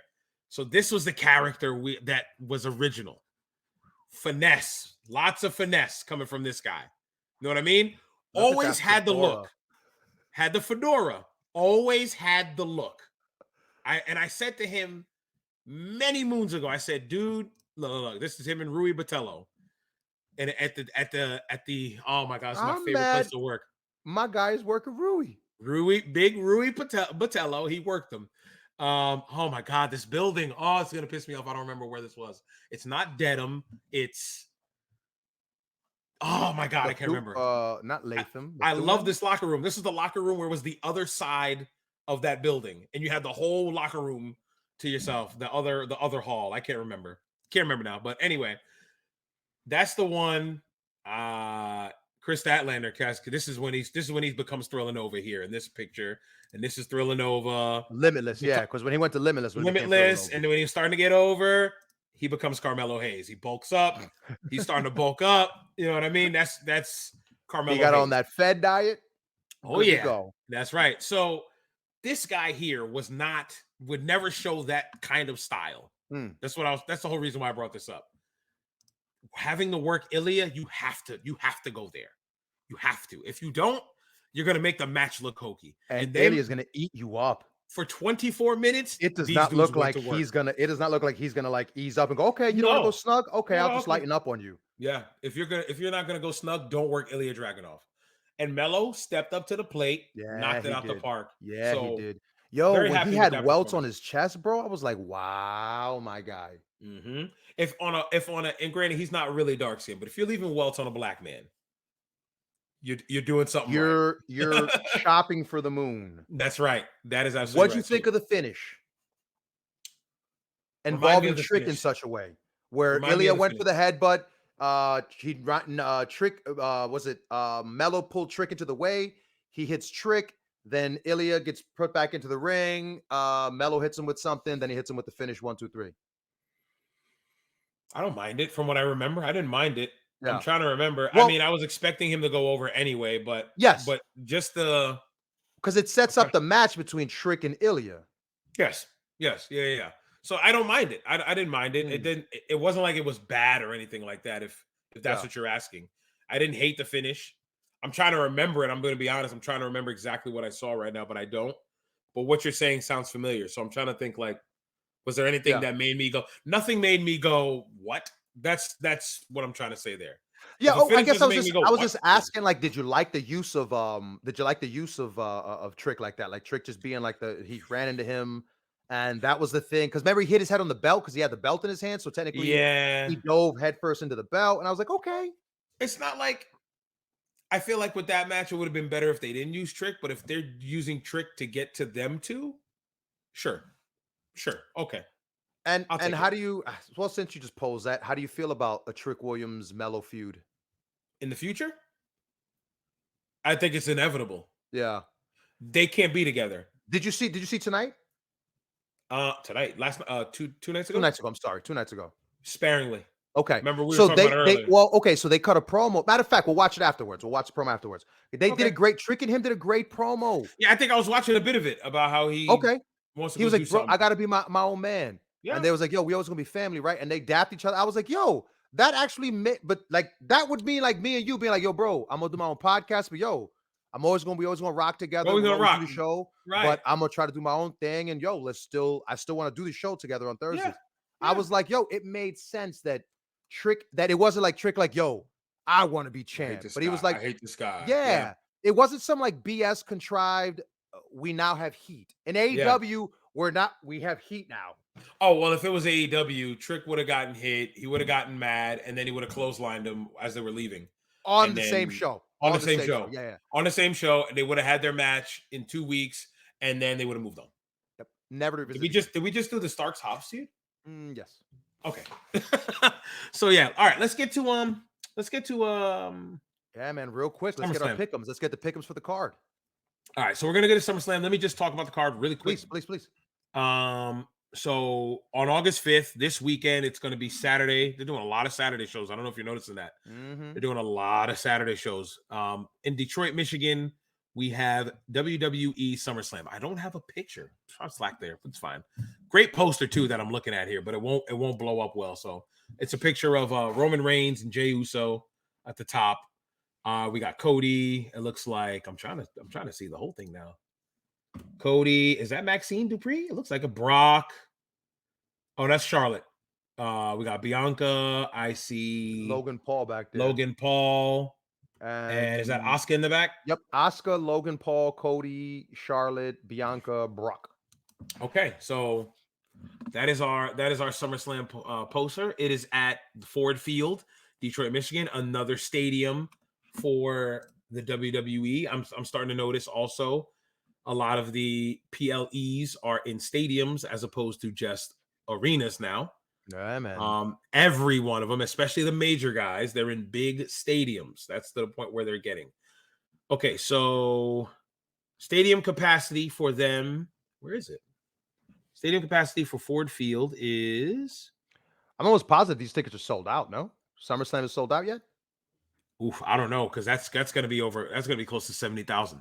Mm. For football, it seats 65,000. If they Oh, do okay. basketball, it's 78,000. So basketball and wrestling would be somewhere similar because that's the record attendance at WrestleMania. Forget it. WrestleMania 23, huh? Yes. 80,000 they did at Ford Field. So they can fit 80,000, but actually only bought with about 75,000. So just letting you know. Okay, but anyway, that's where it's going to be held at. Our card for the night will be as follows. We've got 8 matches so far. Something tells me that's our card. Everything's etched in stone. Friday night, we're going to get the guys that are not working Saturday, and then we're off on Saturday to enjoy this match. So I'm gonna go from bottom to top here, Vern. I don't know if you're looking at the same time on this Wikipedia page. We're good. Yeah. We got the SummerSlam Battle Royal. I'm guessing they're gonna announce who's gonna be in that on Friday. And then we have an MMA rules match between Ronda Rousey and Shayna Baszler. Mm-hmm. We have Gunther defending his Intercontinental Championship against Drew McIntyre. Mm-hmm. Wow, this card. We have Ricochet and Logan Paul in a singles match. And in a that's fine. I'll just read it the way it's put. We have Tribal Combat for the undisputed WWE Universal Championship between Roman Reigns and Jey Uso. Triple threat match for the WWE Women's Championship, Asuka, Charlotte Flair, and Bianca Belair. We have for the World Heavyweight Championship, Seth Franklin. I'm starting to like how you say that. Seth Franklin Rollins against Finn Balor. And then we have... Well, I don't want to claim originality. It was a typo on a poster that they produced for Seth. Did they? And it was Seth Franklin a typo. Rollins. Instead of freaking, they wrote Seth Franklin Rollins. Yeah. I love it. Franklin's his middle name. That's great. And then we got Cody Rhodes, Brock Lesnar. Before we predict, I just want to know one quick thing. Please. Match you're looking forward to the most. And then we'll predict. Honestly, this is a stacked card again. They Cody don't miss. Cody and Brock. How the story's gonna finish? After watching Becoming the American Nightmare. Are you gonna be rooting? You're gonna have your American Nightmare shirt on, your Homelander jacket. Bro, you're gonna you could not watch the documentary and not be a fan. I'm sorry. You couldn't not walk away rooting for him and wanting to see him finish the story. I'm gonna get your answer in a second, but you know what that reminds me of? Please. Hold on, real quick. Let's see if I can get the cover. Let's see if you know what I'm talking about. Yes. I did remember the name. Okay. Hold on. Oh my God, I'm blowing it. You know what DVD it reminded me of, bro? What? Where it automatically just, you had to appreciate everything once you've seen it.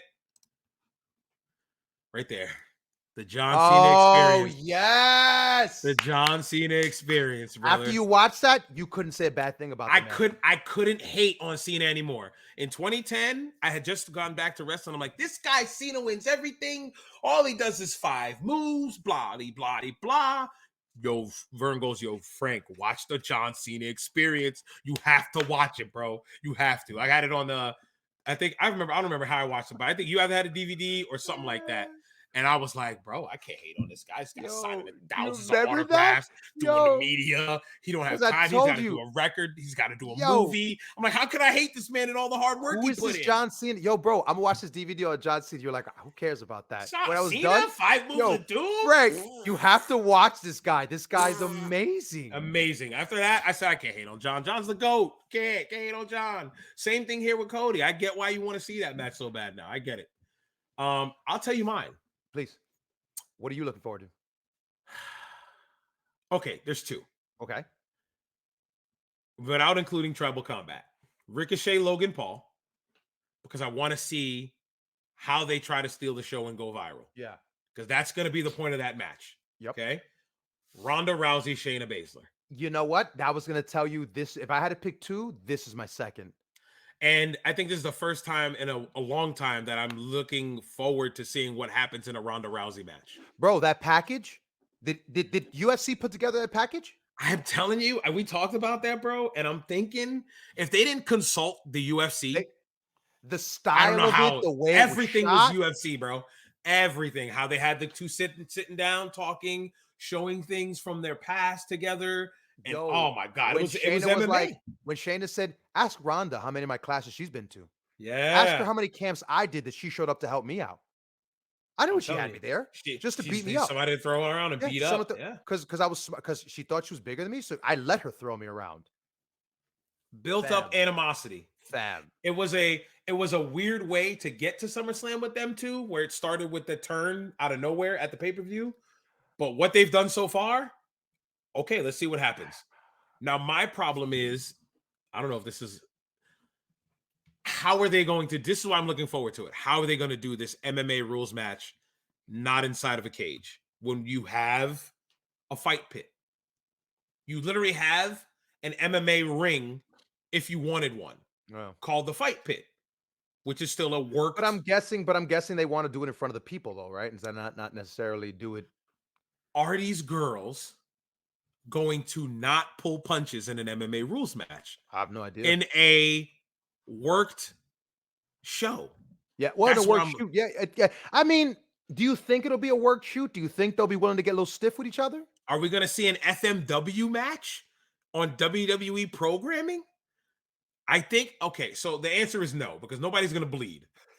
Okay? Because Ronda or Shayna hit each other legit, it's over. Somebody's bleeding. You know what I'm saying? The Yeah. girls are MMA fighters. Oh, so you're clearly a John Moxley reader then. You believe that every match should have some bit of blood because it helps make it real, because every match has to have blood. I hate you. I hate that you did that. I hate that you did that. I closed my eyes and did that, and all I see is thumbtacks and John's back from tonight. So now I'm even more mad. But no, I just want to see how they do this. Is it going to look like Tough Enough, where it just was a shoot? Dudes are out there swinging, or are they going to spectacle it up like I expect them to do, and how are they going to do it? Yeah, That's why I'm looking forward to that match, All which I'm shocked. But this card, aside from the Battle Royal, I don't know what that's going to be for, but aside from the Battle Royal, doesn't matter. LA Knight's the gonna other win it. 7 matches, you think it's going to be an LA Knight victory? Yeah, Just to get the kid over him? yeah. Yeah. Okay, I'm with you. I'm with you. What everybody's saying. All right, you're gonna book these. You're gonna book this match. Word. You're gonna Let's book the do it. show? Let's do All it. right, hold on. Let's do it. Let's get the list out. Friends, this is how we're gonna end out tonight's show. We're gonna give our pick'ems, because this is how we usually give us a lot of trash to talk to each other when we figure out who got right and who got wrong. Yep, What do you think about next episode? What do you think about next episode? We make it Bring the guys. we bring the guys on, and we If give they're them, down, if they're down, I'm down. Prof, sure. you jerk. We're talking to you specifically. Yeah. Don't Well, tell if us you're he's down and not down. show up, you jerk. If he's down, And we'll if you see. hear this, yes, I'm saying this directly to you now, 2 weeks in advance. Don't tell us you're going to show up and not show up. If he hears this, thanks for sticking around for 3 hours. Yeah, too. thanks for sticking around, bro. All right, so what you got? Opener. All right. The Battle Royal is the opener, and LA Knight's going to win it. Really? It has to. You want me to put your victors too and all that, or you just want to book the cards? Oh, you want to put the card order? I was just going to give based on this, just give you like the pick'ems here. I didn't necessarily want you at the card order. Oh, this is what we've been doing that. We've been streaking. We've been booking the WWE card, and we do that. So please redo your opener. All right. So I know it's not the Battle Royal. There's no way. No. So if anything, that's the pre-show. That's on the kickoff. Yeah. So I was gonna say your Battle Royal is gonna start the whole show. Like that's the show start. That's match number 1 on the. I'm gonna put a K there for kickoff. Yeah. That's for kickoff. Okay. And then the first show on the card, Seth and Finn. Okay. Seth and Finn, and I think Finn goes over. So that's okay. Yep. I think Finn goes over, Frank. Okay. I'm gonna green his name so we can remember. Okay. I think Finn's gonna go over, and then by your look in your face, you think Franklin's going over. Franklin. Okay. 2 over. Finn doesn't have enough momentum. I don't know. How'd they end Raw? Wasn't Judgment Day on top at the way they ended Last licks rule? Come on, this is Attitude Era, baby. Attitude Era, baby. You know the rules. You know the vibes. Whoever got last licks, losing on the pay-per-view. You're losing on the pay-per-view. Wasn't Judgment Day on top at the end of Raw? Should tell you, buddy.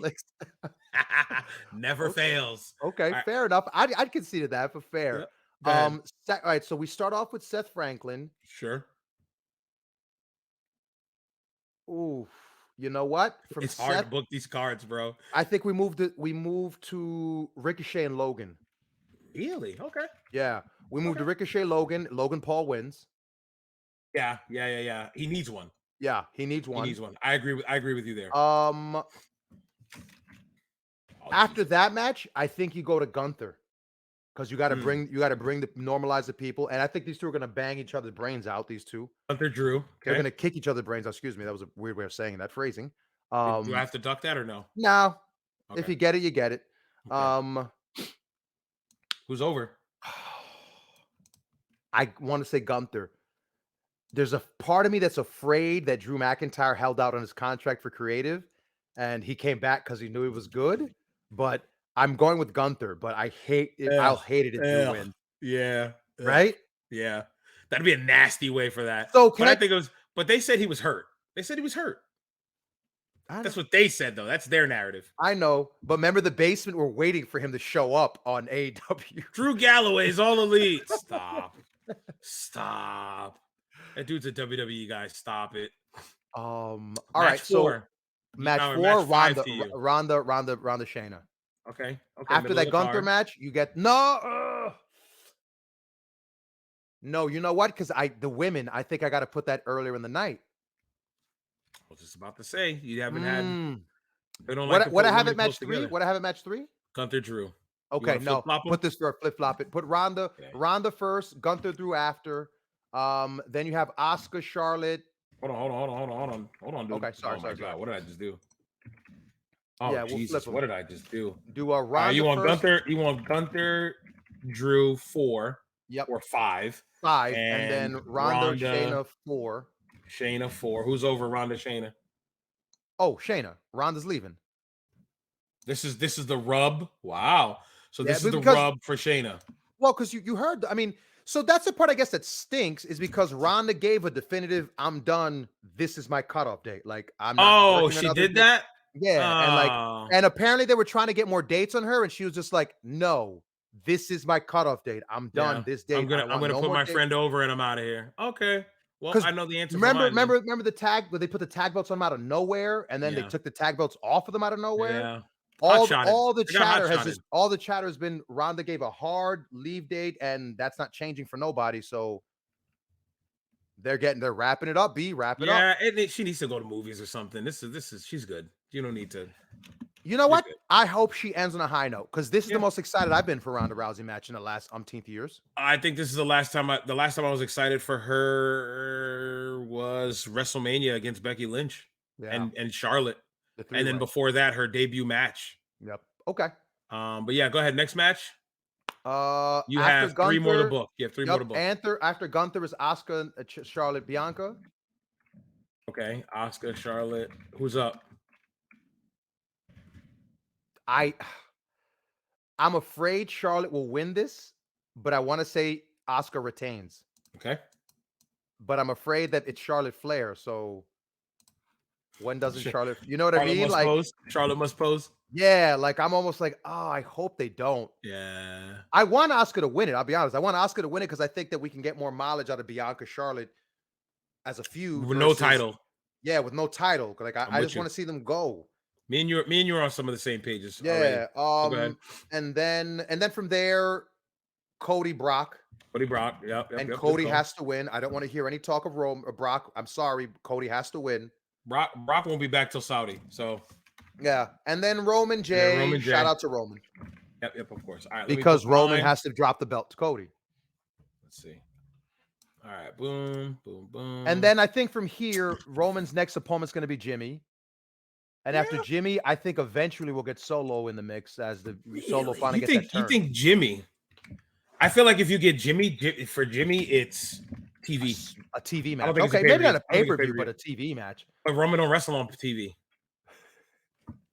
He don't wrestle on TV. Last time he wrestled on TV was SmackDown. My man Roman's on his Bruno Sammartino schedule. Yo, I'm only doing the garden shows. Yeah. I'm only doing the big shows. Yeah. So I got you, bro. I'm with you on the kickoff.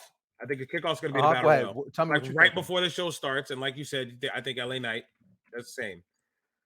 I'm going to go to start off the show. I'm going to go opposite of you, buddy. Really? I'm going to go Cody Brock to start the show. Really? Okay. I think I did that one time and I was incorrect. I might be incorrect again. And I'm with you. I'm going to have Cody as the victor there. You know what? I'll say this. It's either Seth Finn or Cody Brock. One of those two matches start the night off. I don't see anything else. I'm then going to go. I'm going to go based off of what she said on that IG post. I'm going to go Ronda, Shayna as the next match. Okay. Strictly because Ronda was upset that she got cut out of her time on that other match she had, that tag match or whatever that she had, and she voiced her opinion. So I'm sure if this is, like you said, this is it. This is the end all be all. They're gonna make sure she's got all the time in the world. It's this different kind of match. They got to give her all this time to make sure it goes off without a hit. So I'm gonna say this is 2. I was gonna say Ronda, but now that you say this, I'm gonna pick Shayna as well. Yeah. So far we're on the same page. And I did it again, damn it. Match 3. Oh, Jesus Christ. Hold on, I'm sorry. Match 3. I think we go. Match 3 will be Gunther Drew. Okay. Gunther Drew. Who goes Okay. over?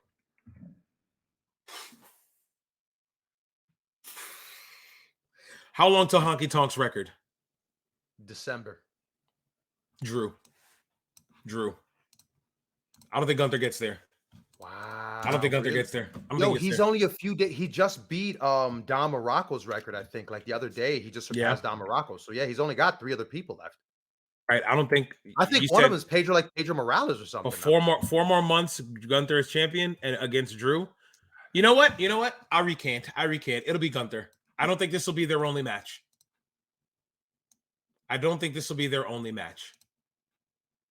We'll do that. Okay.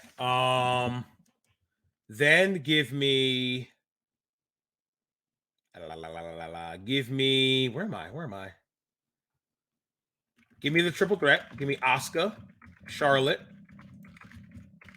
Charlotta, Bianca. All right. And I'm gonna go out on a limb. Currently, Gunther's at number 3 on the all-time list. Okay. He just surpassed Randy Savage and Don Morocco. Okay. Don Morocco was 385. Randy Savage was 414. Yeah. Gunther's at 417 plus. And how many days? Pedro Morales is 425. So 8 a week. Okay. And Honky Tonk Man is 454. And where's Gunther? Gunther's at somewhere around 417. Dude, that's like a couple more. Okay, yeah, Gunther's going over. 417. You said what's Honky at? 454. It's like another month and some change. Yeah. Okay, so not December. So you think so September? So yeah, next pay-per-view. He may drop it in Saudi the next time they go to Saudi. Okay. If Drew's there. Maybe they redo the return match there. Okay. What I have left? Okay, here's my I think here we get Ricochet, Logan Paul. Logan has to. This is Logan's win. Yeah. I think he does something incredible to beat what the? Did you see that? Are you watching that? Mm-hmm. What just happened? I think he does something incredible to make a viral moment to pick up the victory. Number 6, we then have Seth Finn. My 2 title matches at the end. Seth Finn, Seth over, and then Roman over. That's how I look at it here. Next story for Roman. I think you don't see Roman for a bit after this. Okay. I think. So where do they go though? Then where do they go? If you don't see Roman for a bit, where do they go? I think it all depends on what Solo does to Jay in that match. Okay. I think you might get Solo Jay. I don't see why you can't. You know? Yeah. Because Solo has nothing going on right now. I think Roman's not on the next pay-per-view. Roman's not on Fastlane. Roman's not doing Fastlane, I feel like. Roman's been doing a lot of the pay-per-views, the premium live events in a row, and hasn't taken a PLE off yet. You feel me? And in 2022, he took some PLEs off. You didn't have a championship match, which is why now you've got that World Heavyweight Championship match. Championship. Yeah. I think Roman's not going to be at Fastlane in September or whatever the name of that pay-per-view is going to be. I don't remember. It's either Fastlane or Payback. I think it's Payback. I keep saying Fastlane, but I think it's Payback. I don't think he's going to be there. So it's going to pivot somewhere else. I think Roman's going to be gone till October or whenever they go to Saudi Arabia, and he's going to be there for that. Then he'll be there for the winter months, like Survivor Series and all that, depending on what goes on there. I think Roman gets a month off after he defeats Jay. Okay. I can see that. But they're still going to tell the story. Wise Man and Solo. I don't see why not. Wise Man and Solo. I think you said Roman and Jimmy. Yeah. Why can't it be Solo and Jimmy on TV? Solo does something with liberties, takes liberties again on him or something like that. Just throw him to the wall. Conflict with Jay. That could work. I just think that Jimmy's been off. I don't know why is he hurt or something? Possibly. I'm not sure. Not too sure. All right. Well, Vernon. Sir. 3:18. Grab that pencil. You know what time it is.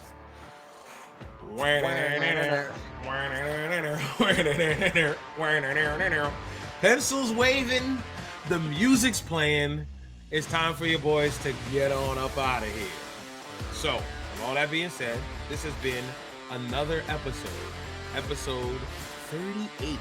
This is the duck episode. Is that what we're gonna call this? This is the either the duck or the quack episode because we got lots of ducks in this episode. Hold on. The mallard. SpongeBob. What was the SpongeBob curse episode? They kept curse Sailor Mouth.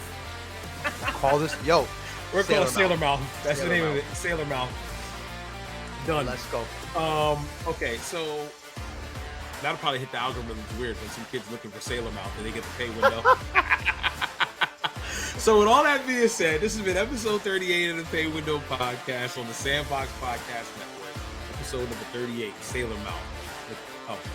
For my man, Vernon Somoza. Always going the wrong way. I know. Wow. I am me. He is him. We are they. Say peace, Vern. Peace, Vern. And we're